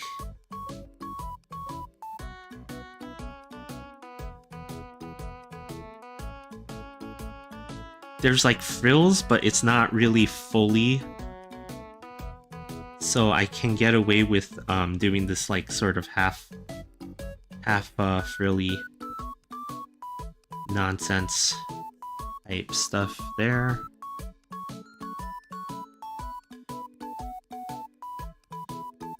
Oh, I only know Markiplier. You know, surprisingly, I have not really seen too much of Markiplier videos and stuff like that, but I do know of Markiplier. Yeah, I'm very out of touch with the YouTubers, unfortunately. I'm sorry, Chad, but that's my inner boomer.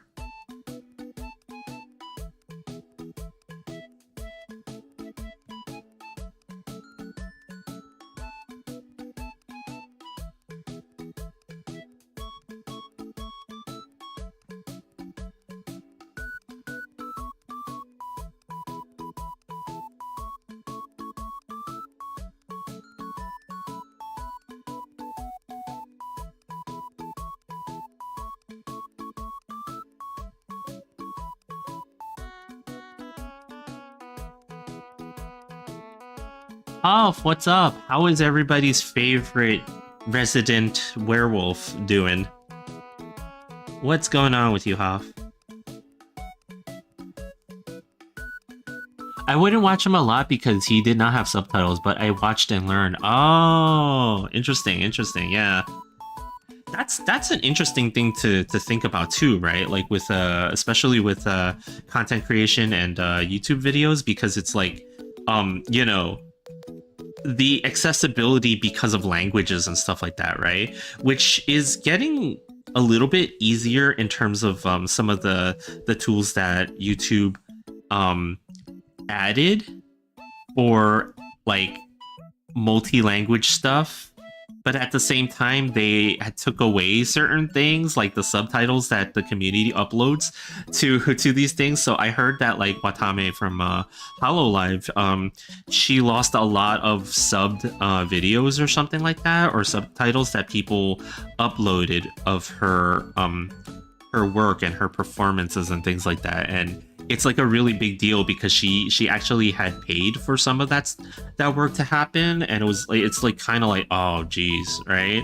So like, yeah, it's like having subtitles and stuff like that is like down, like people don't think about it, but it's actually a pretty big part of content creator stuff, right? I'm okay. It is cold here. Yeah. You know, like we were talking about it earlier with all the snow. Everybody was saying, mentioning, like all the snow in Freedom Land and stuff like that.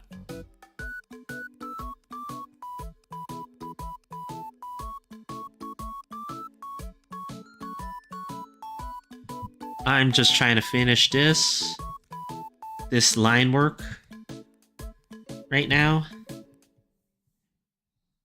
I was originally thinking about polling on Nikkei today, if I finish this line work in a timely manner, but doesn't look like I'm gonna get there.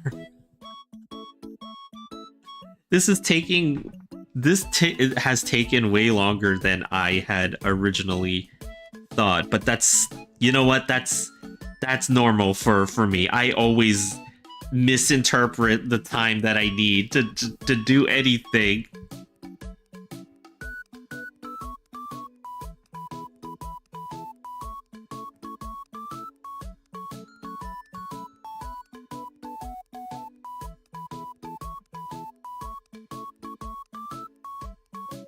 Hi, Twitch chat. Yeah, hello, Twitch chat.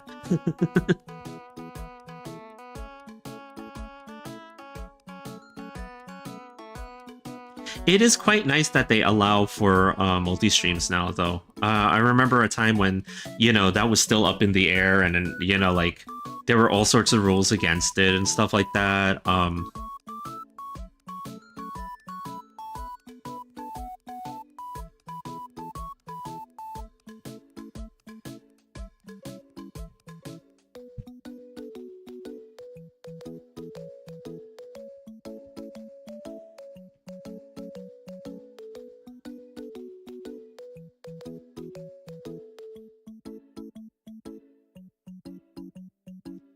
Let's see, I need more frilly stuff in 2. Let's see, 2, 3, 4, 5. Okay. We're getting there. We're getting there. Okay, if I push a little bit, maybe we can make it. Maybe we can make it. Put time management in your t-shirt or jump stream, or what corporate nonsense they use now. You know. Oh, thanks for the Prime. Super appreciate that, you know? Like, you know, I've completely forgotten the fact that that's a thing that can happen. Like, I've actually kind of forgotten about that.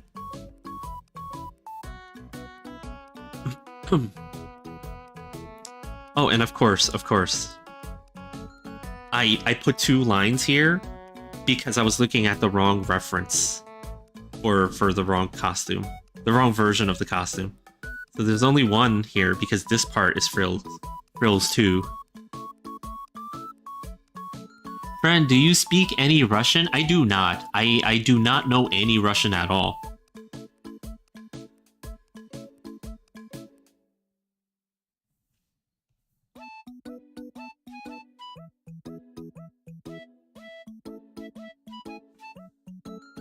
More than 2 years of prime. Damn, you know? More frills, you know? More frills. That means more Squidwards.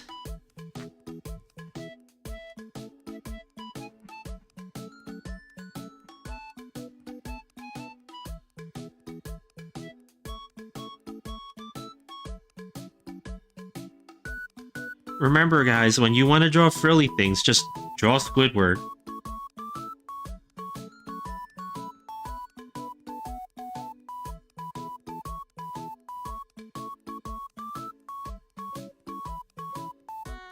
That's how you do it.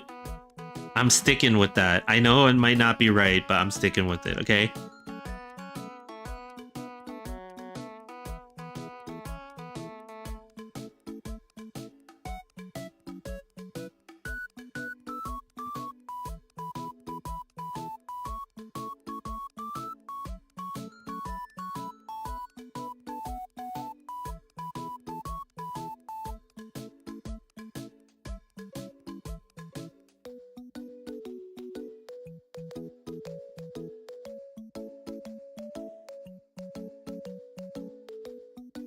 More frills? I can teach you. I know like 3 words. You should learn it if you want. It's very easy language. Very beautiful is my... Oh, okay. Nice, you know? I don't know. I tried to learn Japanese through what was it called? What the hell was that program called again? I forgot. Duolingo. Yeah. I tried to learn Japanese through Duolingo, and it did nothing for me.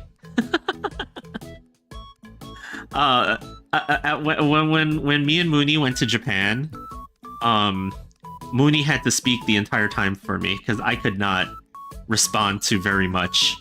I could pay for stuff at a store. I could ask for stuff and ask them how much it is and stuff like that. That was about it. Duolingo did nothing for me.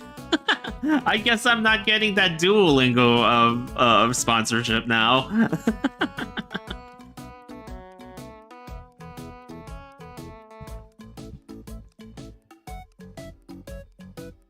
It does nothing.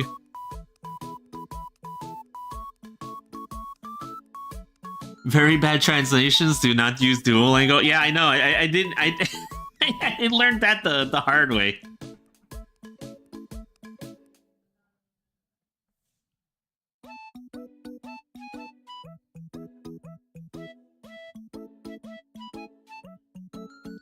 It's okay though, you know, like there's no real easy way to learn a language. You know, you just gotta kind of immerse yourself in the language and just be forced to have to interact with the language all the time in order to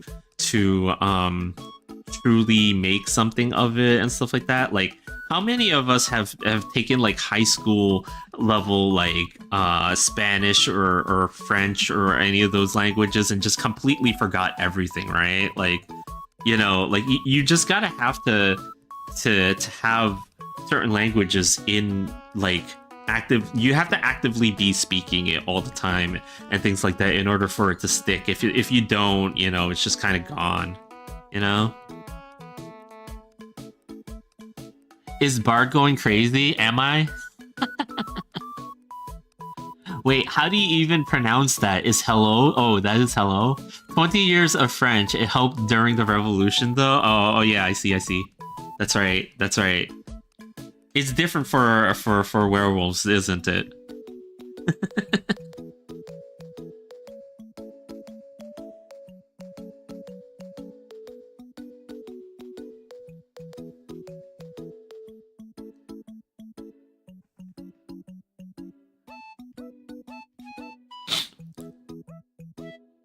Modern French ick. It's privet? It sounds like that. Privet? Privet? Like that?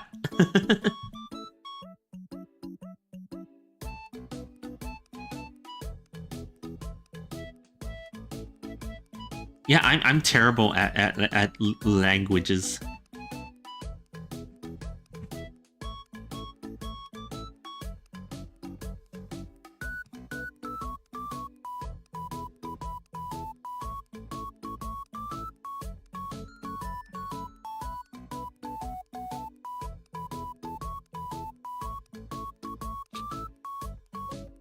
Okay, let's see. We got that part, and then this part is the bottom here.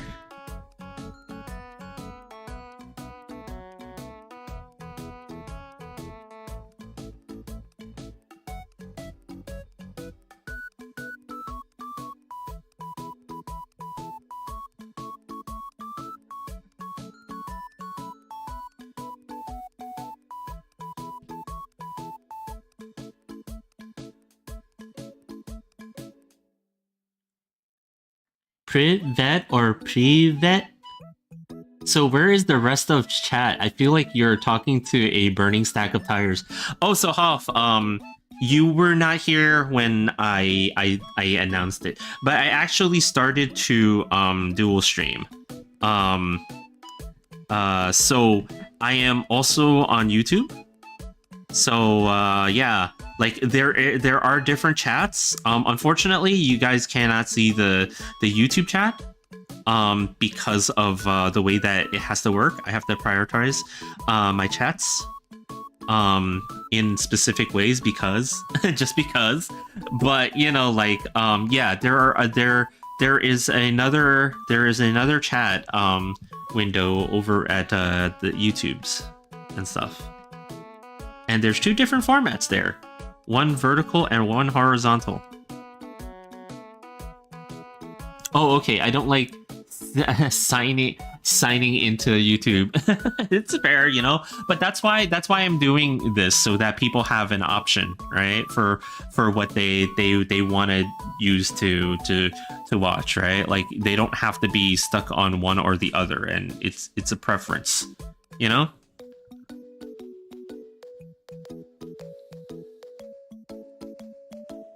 Wait, oh, wait, is that the same as before? So it's like, no, wait, it's Privet. I will go on Twitch. Oh, you don't have to. It's totally fine. Yeah, you can, again, you guys can watch wherever you want. That's why we have these options now and stuff like that, you know. And I think it's kind of cool that, you know, that you have these options.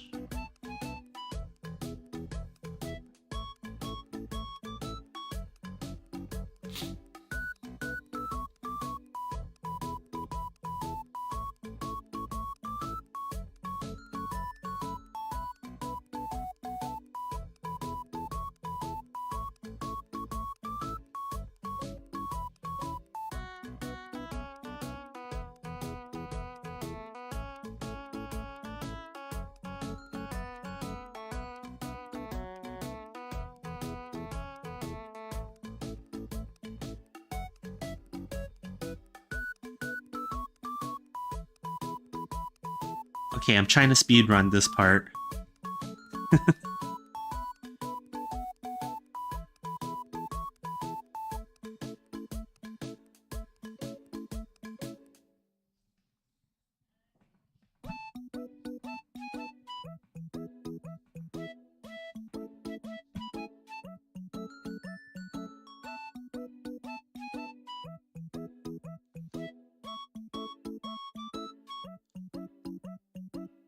Soon. Trying to download it? Oh.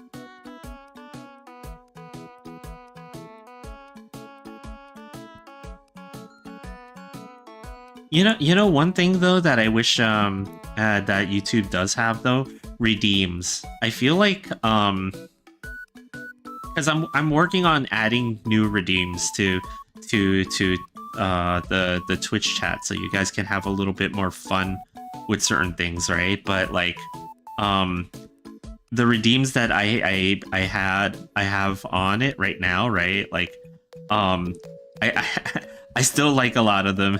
And I kind of wish that the YouTube audience had those too, so they can mess around with them.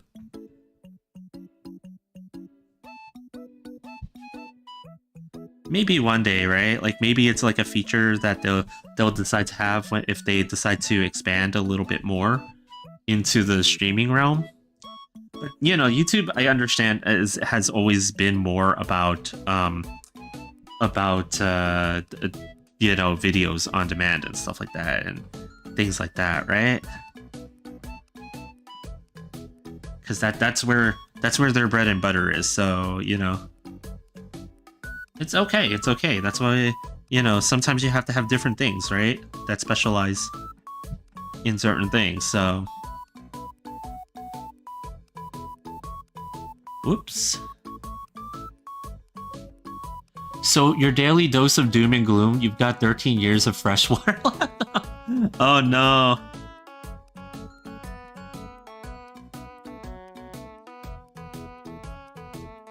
Again, that kind of feeds into some of the stuff that we were talking about earlier, where it's like, man, it's 2026. Like, why are we like still living like this? Ugh. So is that the latest Doom prediction? The latest Rapture? The latest the latest Mayan calendar countdown?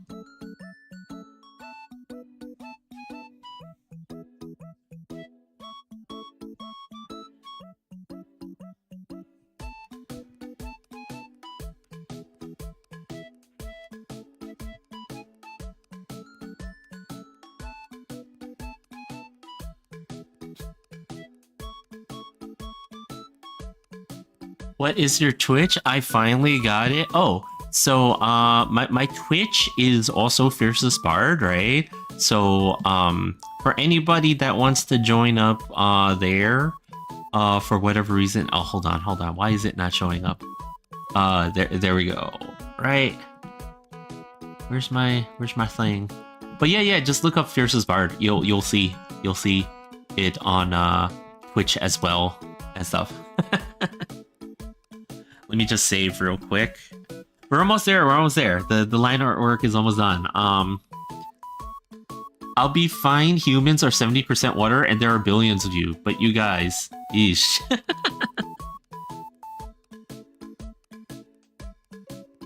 Well, you know.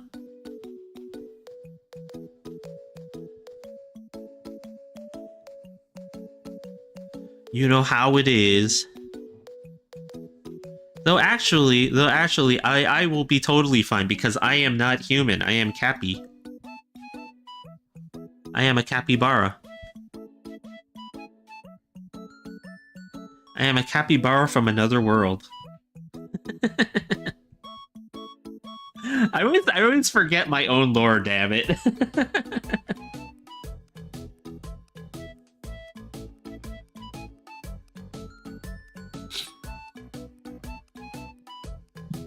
You are food. No, not food. Capybara. Let's see. How is this supposed to go now?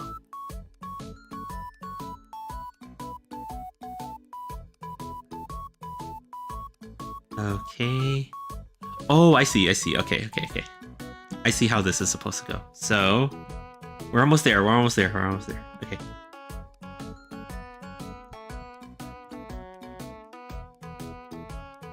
So this part is like this, and then we add a frilly edge to that.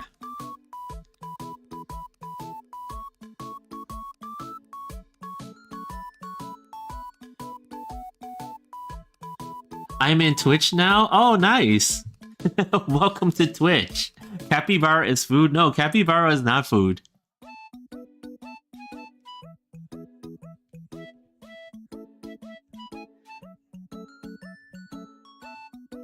You don't want to eat this capybara. Come on. Why would you want to do that?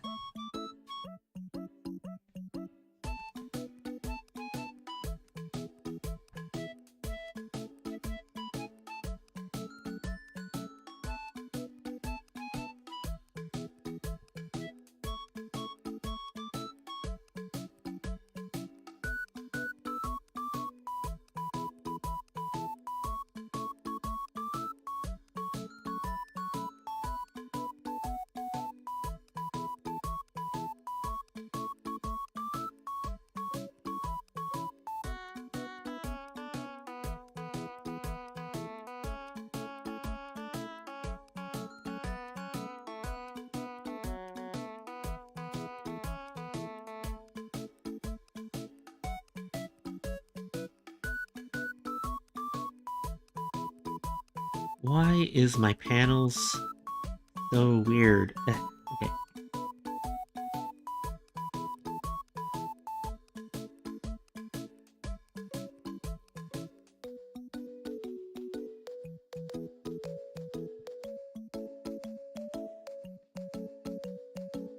Okay, leave that. And then just kind of go over this stuff.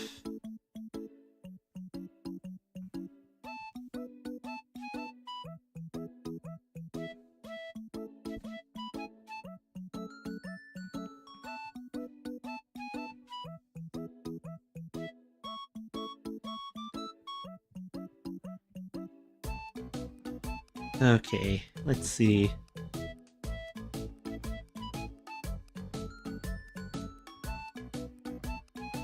But yeah, I think I'm almost at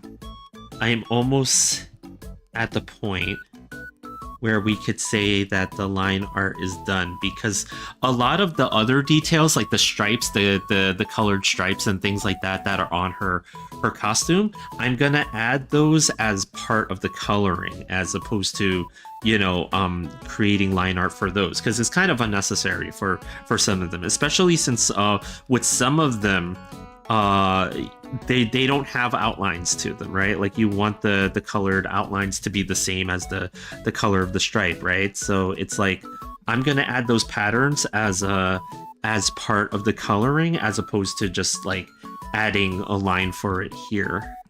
I've always found it works better that way. So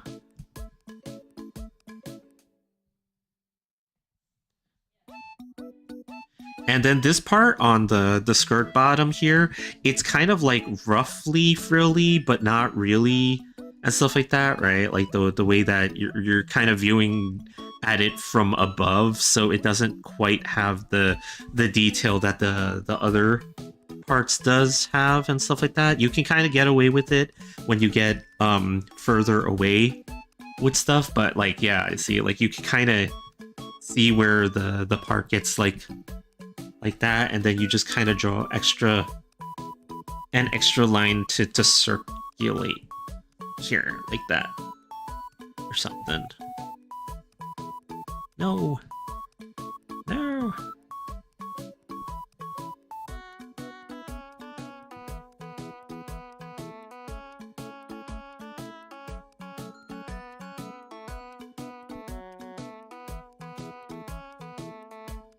Okay, let me hit save. That looks very... yeah, you know, like, I'm hoping, you know. And again, you know, like, once I'm done with this one, I'm gonna... I guess I don't need to really hide it. I'm gonna be working on a fan art of Centrea, who has a new costume. One that's Kamen Rider themed. I did not know that she was such a huge fan of Kamen Rider, so I'm kind of like, oh shoot, I gotta draw that now. I have to draw that now.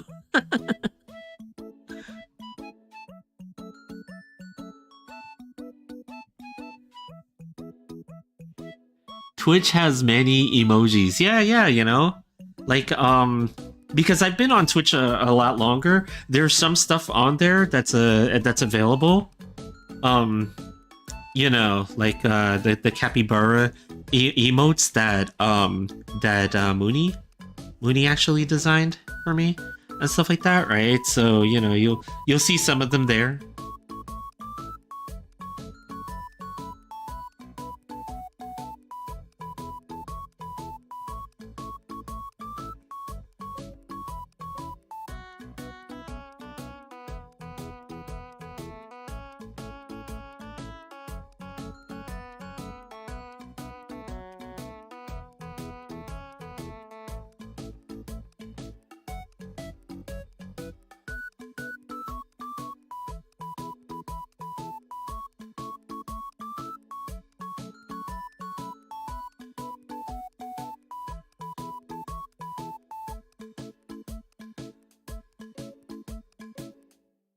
Let's see.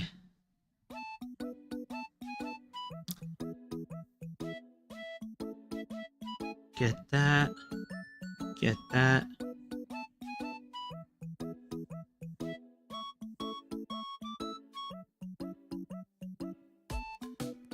because these parts over here are also a part of that frilly setup that she has, you know, on her skirt here and stuff like that, but I'm being a little bit lighter with it. I'm not trying to detail it all the way because it's further away from the viewer. So like when I get to that point where I'm coloring this stuff and junk like that, you're gonna see me add like a blur to this area and stuff like that, right? So because of that, like I'm consciously making the decision now to be like, okay, I don't need the absolute detail for this part. Just get it to look like there is something there for the time being.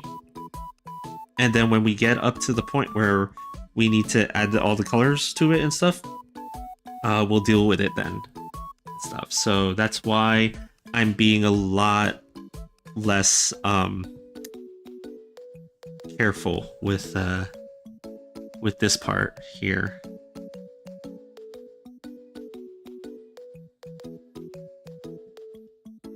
What is the flower? Wait, which flower? Or which flower are you talking about? I think it's a vanilla bean flower. Oh yeah, that's right. Yeah. So you collect the vanilla beans on my my stream, and then you can trade them in for stuff. Or you could use them to activate certain alerts.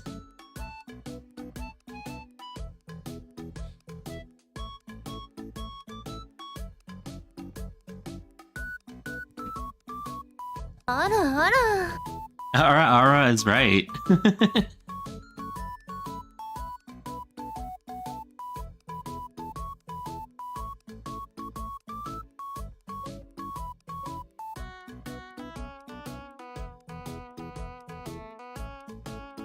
But yeah, I think I find features like that really fun for people. I know not everybody really uses them all that much, because I don't have too many of them. But I find it hilarious that, you know, like the option is there.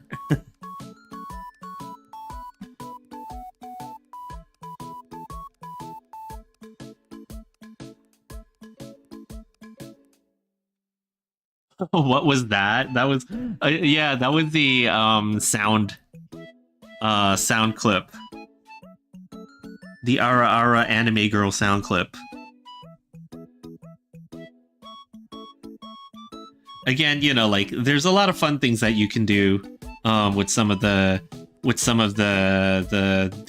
redeems and stuff like that. Like, and you know, like there's also some stuff that I was thinking about doing with the redeems in the future, but I have to plan it out accordingly and think about how many points is a redeem equal to and stuff like that, right? So like, you know, maybe someday there might be a redeem for certain things like art and things like that, but you know, like that would have to come down way down the line when, you know, possibly I have more time to art and stuff like that.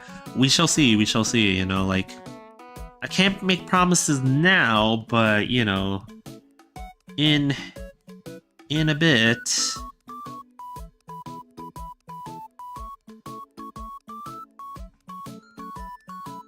Because the redeems are a lot like your reward for, you know, sticking around and watching and stuff like that, right? So, you know.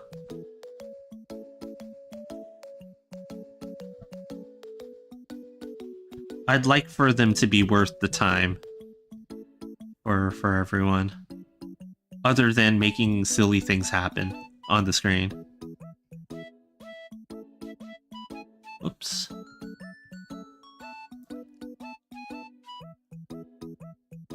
Very scary sound. Could you imagine an illustration raffle for the holidays?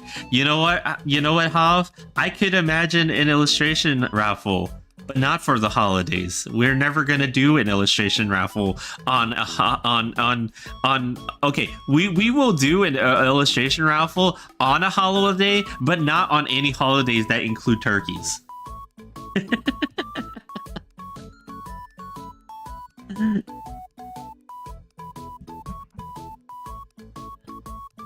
there's no reason for why. I just feel like we should never do an illustration raffle on a holiday that includes turkeys. You know, there's no specific reason why whatsoever.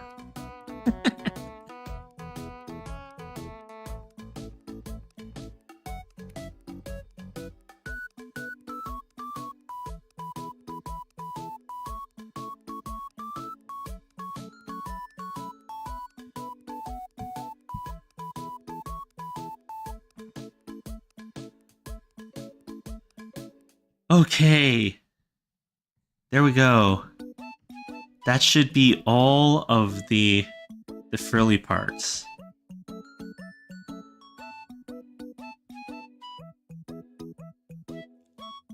Pumpkin, you're the most amazing blessing in the world. I'm always rooting for you and want nothing but amazing things to come your way. You know what, Pumpkin? The same. The same for you.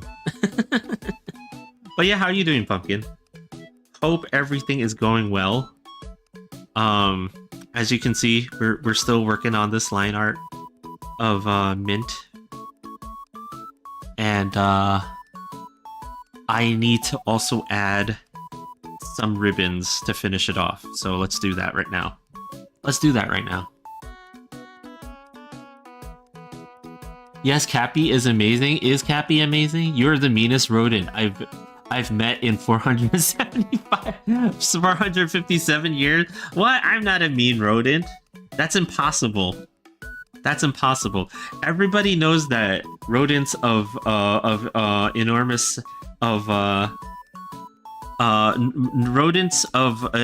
size are not mean. There clearly is no mean rodent out there. Cappy is so nice. Yes, rodents of unusual size. That's it. That's what I was gonna say. See, I gave you credit for that one.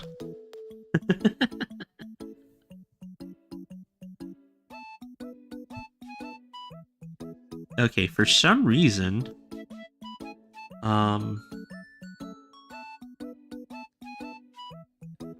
okay. Huh, that was weird.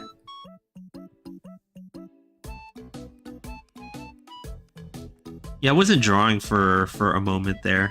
I was like, what is it doing?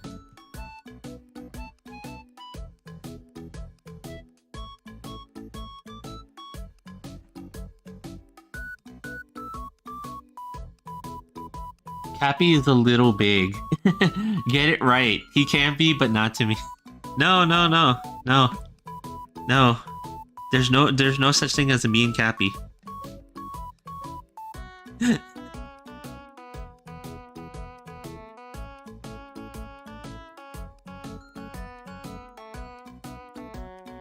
We can also ask the other rodent of unusual size here on Twitch. There's quite a few of us.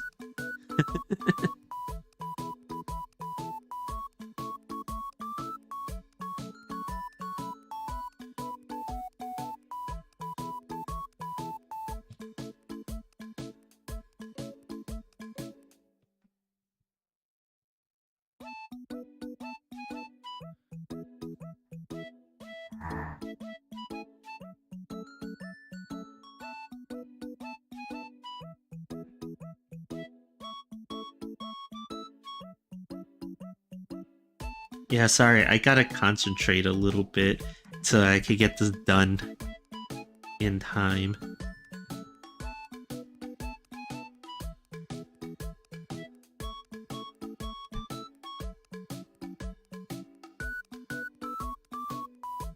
Okay. When I was in YouTube, he was nice.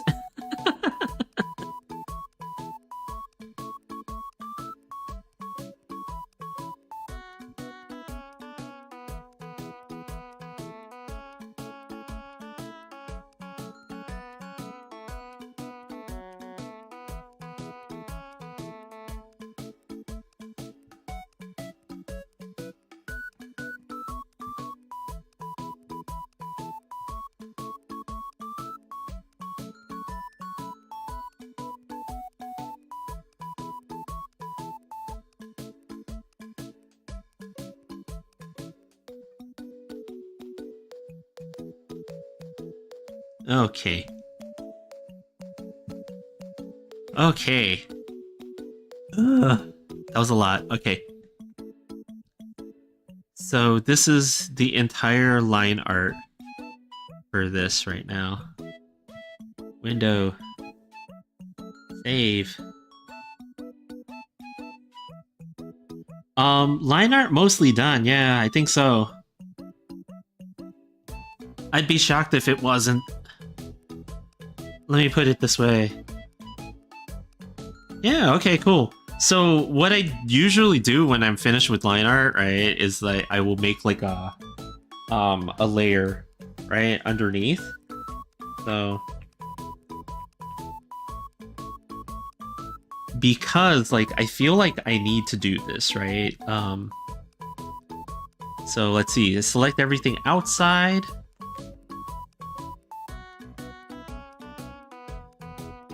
Just being very careful of selecting everything. So what I will do here is I select everything on the outside here, and then inverse the selection. Inverse selected area, and then fill it completely in gray. Maybe not that dark, maybe lighter. And stuff like that, right? So that way, like, this works in two ways here, right? So I can use the gray fill-in part as I can create a selection out of this fill-in, and the selection will always select just the like just the character. If I make this make this selection from here, and then I can also use this to kind of test out different lighting situations and stuff like that, right? So let me actually delete something here. So there.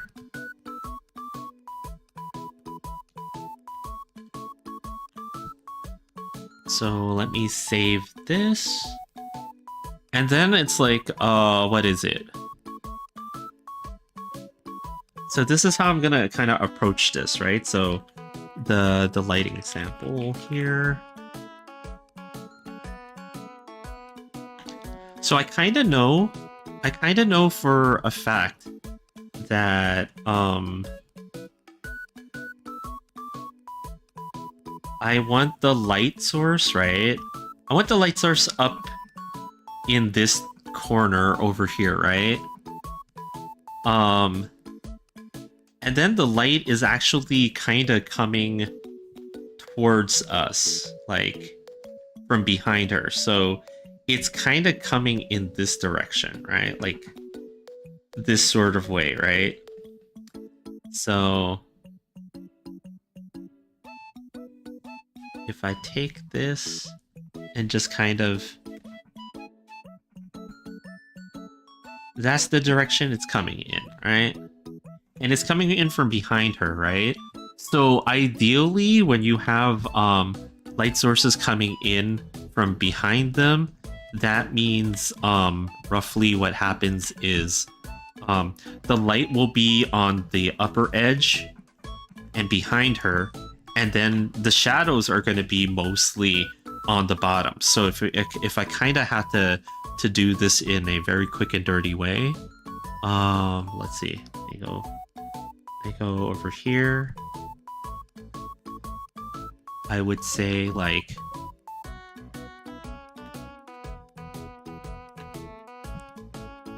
coming up from there, so like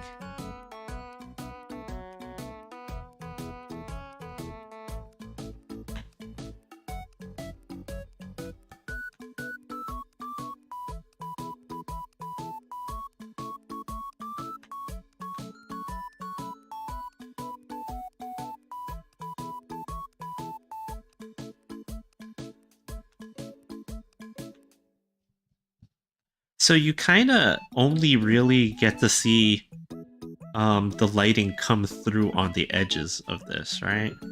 And then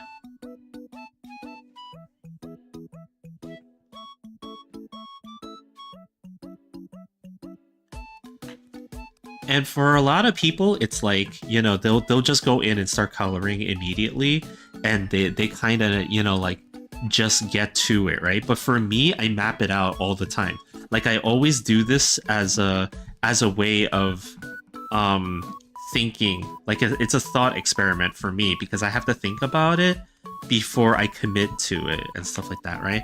And if I do it like this, I kind of figure it out first, right? Like where the lights are coming from and stuff like that, right? And now some of this doesn't even really make a whole lot of sense either, right? Like, you know, some of the lights where I'm putting it won't actually show up where it's supposed to show up, like realistically speaking, but I'm just kind of faking it and thinking it through. Like over here in the front over here, some of it would show through here, but most of it would be covered by this frilly part in this hat, right? So you'd only kind of faintly get that idea that it's there, but sometimes it looks nice when I add certain reflected parts, like over here where it's closer to the top on this corner and stuff like that. So you know, I'm just kind of gonna map this out a little bit more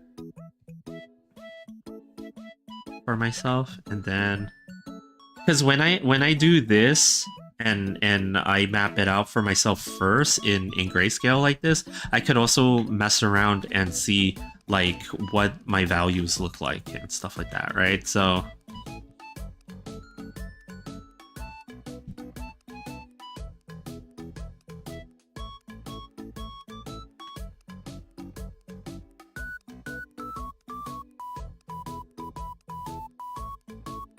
and then sometimes you'll see some of the light comes through the cracks over here. Not the cracks, but like the these parts over here. Because again, it like the light source is on the left side here and it's coming from behind. But then these parts that are like, you know, not completely covered, you're gonna see some of it on there and stuff like that. So I just kind of want to show a little bit of that coming down.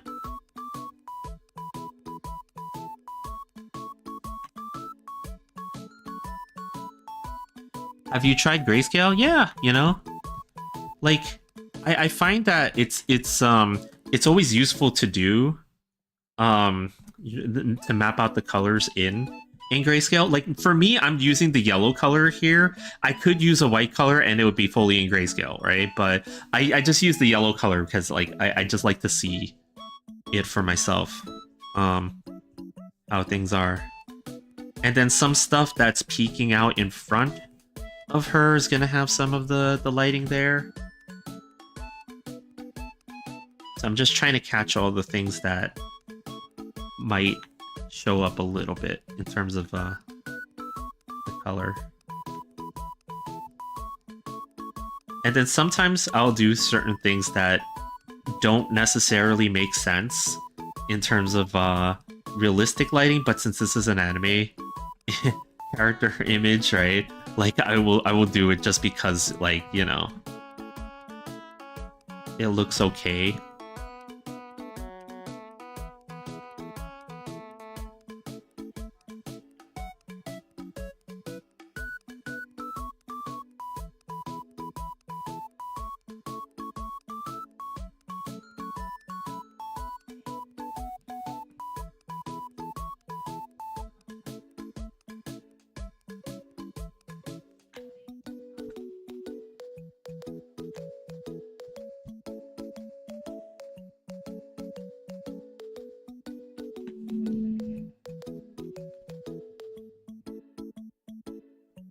Just adding some of the areas where I'm gonna have certain things.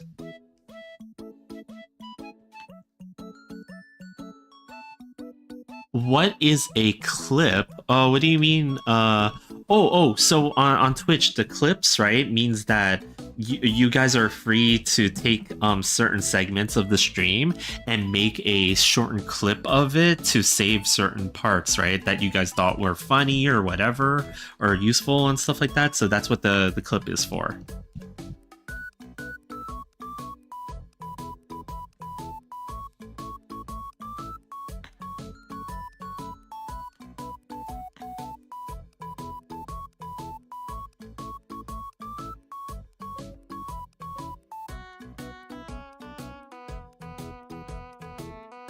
Yeah, no problem, you know?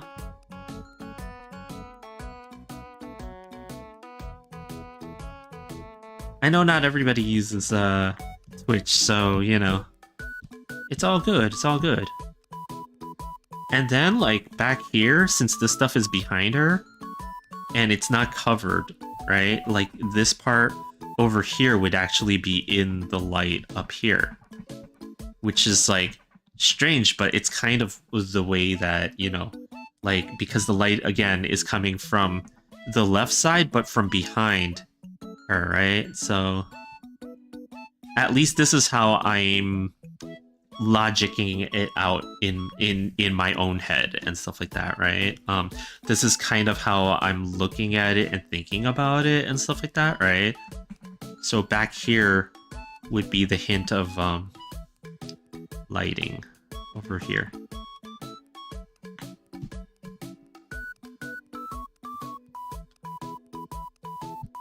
And then, like, you know, this little guy over here would have a part of their face. Because this little guy's behind her a little bit. So...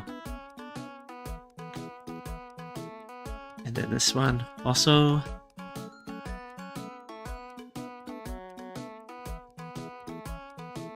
What brush do I use? So in Clip Studio, this brush is actually one I downloaded. It's called the Lazy Brush, right? It's like a kind of all-in-one style brush that allows you to do mixing as well as solid lines and stuff like that. So it has a sort of painterly feel to it from time to time. Even though this is like an anime style image, right? I still have like certain effects that are a little bit more painterly than they are like solid and cell shaded and stuff like that. So I just like having this brush, so I use it from time to time. Now here we go, multiply, pick a different color, and then actually let me just do this. Right, so that's kind of. And then on the multiply layer, I will do just kind of like mapping out where I feel like the shadows are on her, right? So the first place that I know for a fact that I need this already, if it will let me anyway. Oh, it's because I picked the wrong color.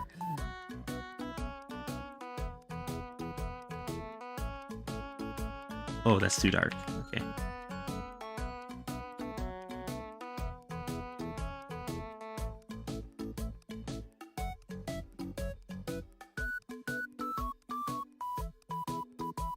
Because I know for a fact that this part is going to be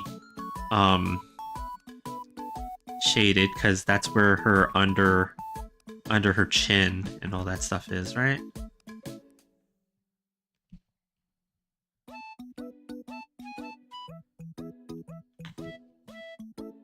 Then a little bit over here.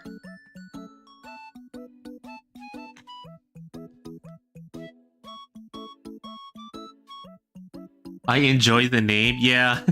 The Lazy Brush, right?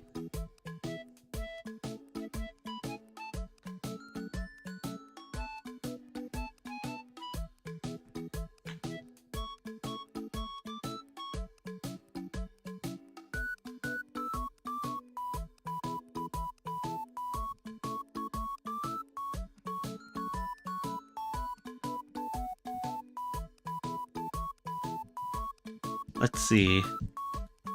And then...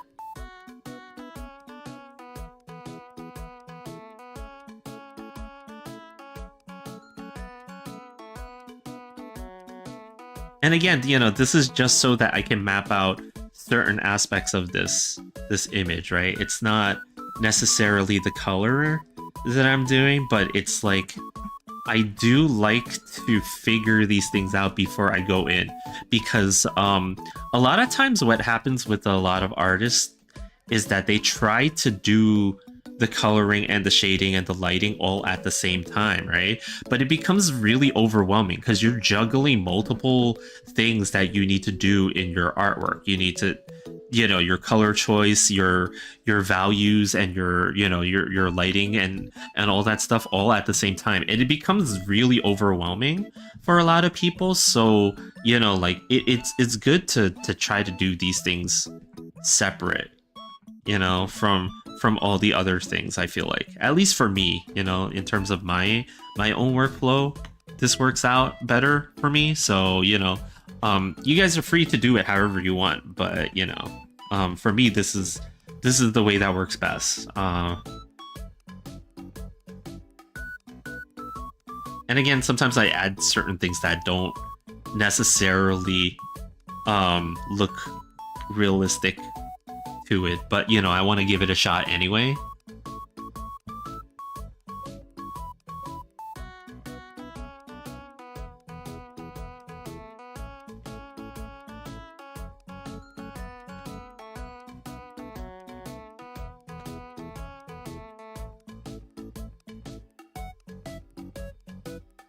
Let's see.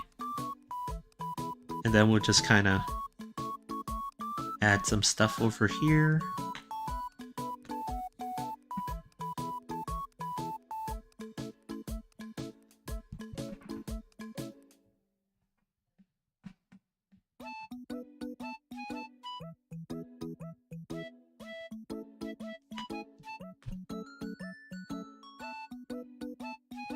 And let's see.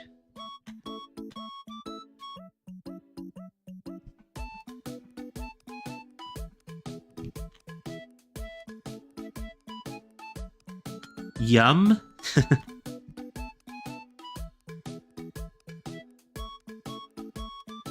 And then it's like a large part of her shoulders should be, or this area, I should say, should be kind of under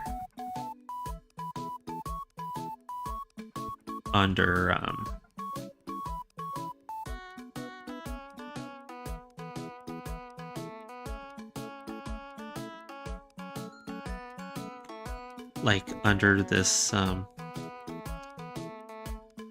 of lighting, and then some of this back here because it's further back.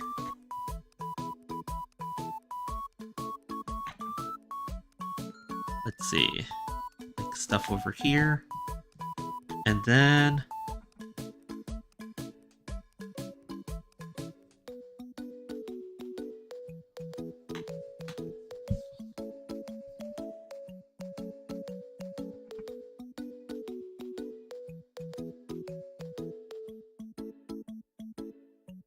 yeah, I'm specifically making sure that, like, oh, I see something that I should probably delete as well over here. Sometimes I gotta correct that.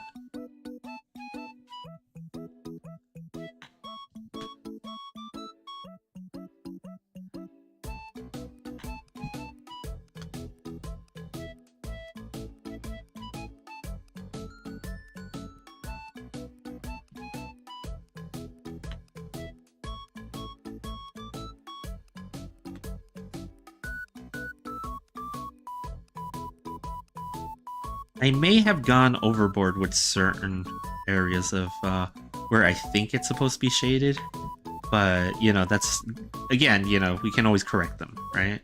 Like, we don't need to keep it. But yeah, much of this area here is gonna be underneath her, so a lot of this part is just kind of shaded in, right? And then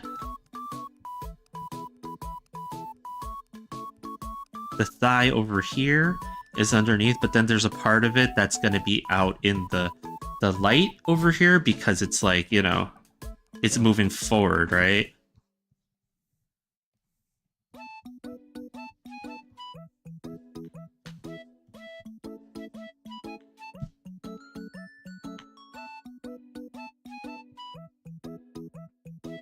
Let's erase that.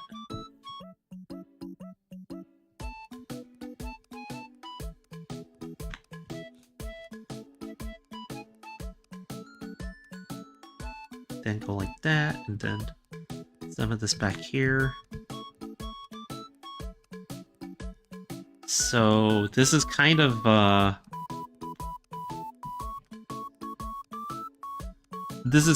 what I'm thinking with the lighting and stuff like that in this. It's probably gonna look something like this when we're done with it.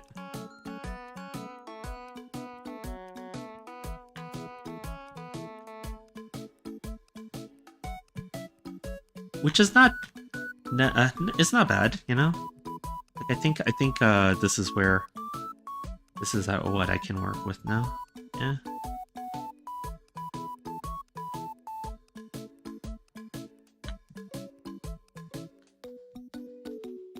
So let's change this layer to lighten it up. Oops. And this is kind of, yeah, there we go. Very pretty shade. Yeah, you know, like, sometimes, you know, like, you gotta take a step back and just be like, okay, you know what? Let me not worry about all this other stuff.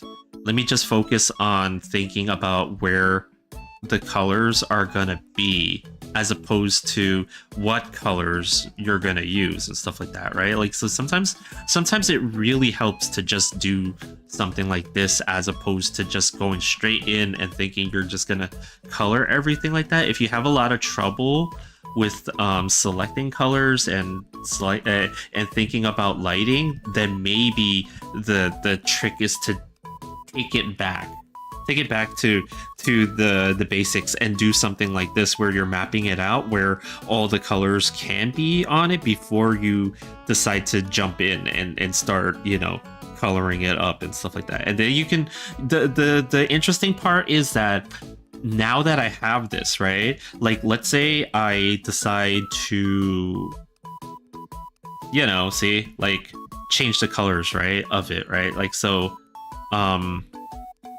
let's say I add the skin colors and stuff like that, right? Like, to this, I decide she's got like a,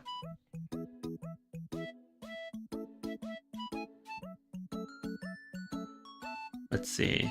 Whoops, sorry. It's all stuttery and stuff.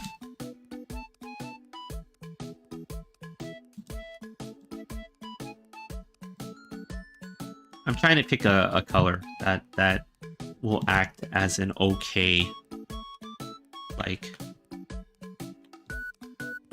skin color, and then maybe I select a certain part here, like that, and then just kind of fill in with some kind of color here.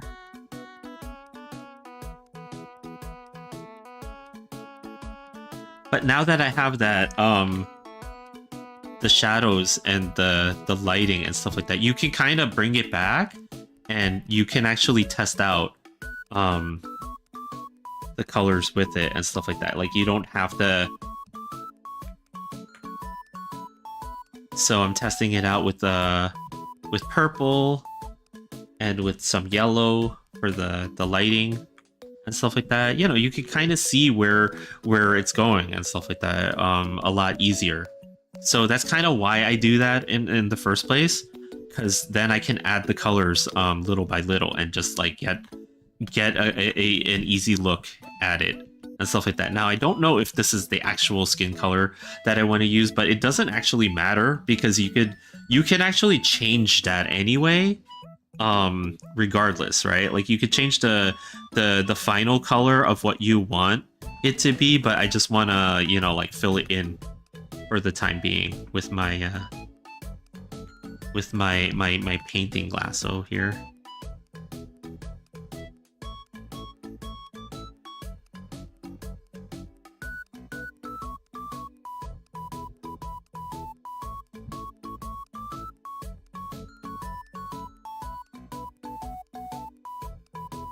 and of course it doesn't work like every single time. That's the part that brings my piss to a boil, as some would say.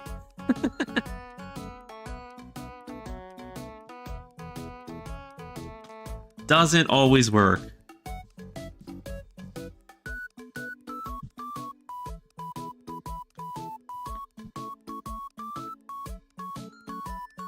I must go and make something to eat. Nice, nice. Oh, I see it now. Yeah, you know. I think we're not going to be able to do too much more because I've gone over time like crazy here today, and I should actually go ahead and go and let my doggo out for his walk, and also prep stuff for the eating. So yeah, like, you know, we made a ton of progress today. We you know, like, I'm very happy with where this is going, and continues to go. So, you know, we'll see what happens. But yeah, this is where we got to. The line art. It is done. It is done. I'm just making the line art horizontal because I realized drawing it vertically is okay, but actually this image might actually be better off horizontal. This might actually, you know, be a horizontal image and not a vertical one. Yeah, we did a lot this stream. Like, seriously, we did a whole lot on the stream. And, you know, like, I'm really happy with the results so far. So we'll see where it goes, you know. We'll see what happens. You know, oh, what will the background be? Okay, so originally I had thought maybe the background was going to be like a section of the ceiling, but then that's just gray colored stuff. and it's going to be a dark background then. So I might just make a pattern background. Like, I might just make it like because she uses a lot of like green, right? Like the minty green colors and stuff like that. I might make it a pattern background as opposed to like an actual background for this one. We'll see. We'll see what it is that we do. Or maybe I'll default to drawing another sky. That's my go-to. Unfortunately. But yeah, you know, like, thanks again for everybody for dropping by. I'm gonna drop an Onagai muscle for you guys because you guys are all great. And I just wanted to hear that for the first time in a long time. But yeah. Let's see. Now that we are at the end and we're wrapping up, what shall we do? I am going to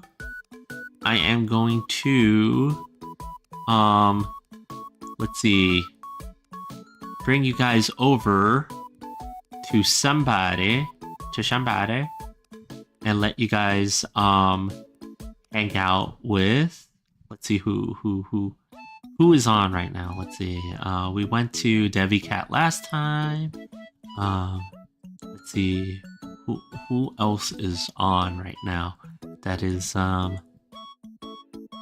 well, actually not too many people are actually doing much arting tonight. So what we could do is drop you guys off and have you guys visit another rodent of what was it? The rodent of extraordinary size, unusual size. We're gonna drop you guys off to another rodent of unusual size who is actually playing Ghost of Tsushima right now. So if you guys like to watch gaming, or, you know, like, here we go. I'll see you guys tomorrow at the same time, 6 p.m. Eastern time. We're gonna continue doing this arting and coloring, and yeah, for those of you who are not on Twitch, that I will say good night to you all. Yeah, thanks for dropping by, like, super appreciate it, guys. And, you know, like, hopefully, you know, like, and oh wait, I think I see a follow. Yeah, thanks for the follow. I know, Yanka. Like, I know you were there before, but yeah. Thanks for dropping by, as always, guys. And yeah, here we go. We're gonna start the raid, and we're gonna go in 8 seconds. 7, 6, 5. Oh my gosh, I'm going away. But it's okay. I'll see you guys here tomorrow at 6 again, and we're gonna color more. All right, see you guys. All right, bye.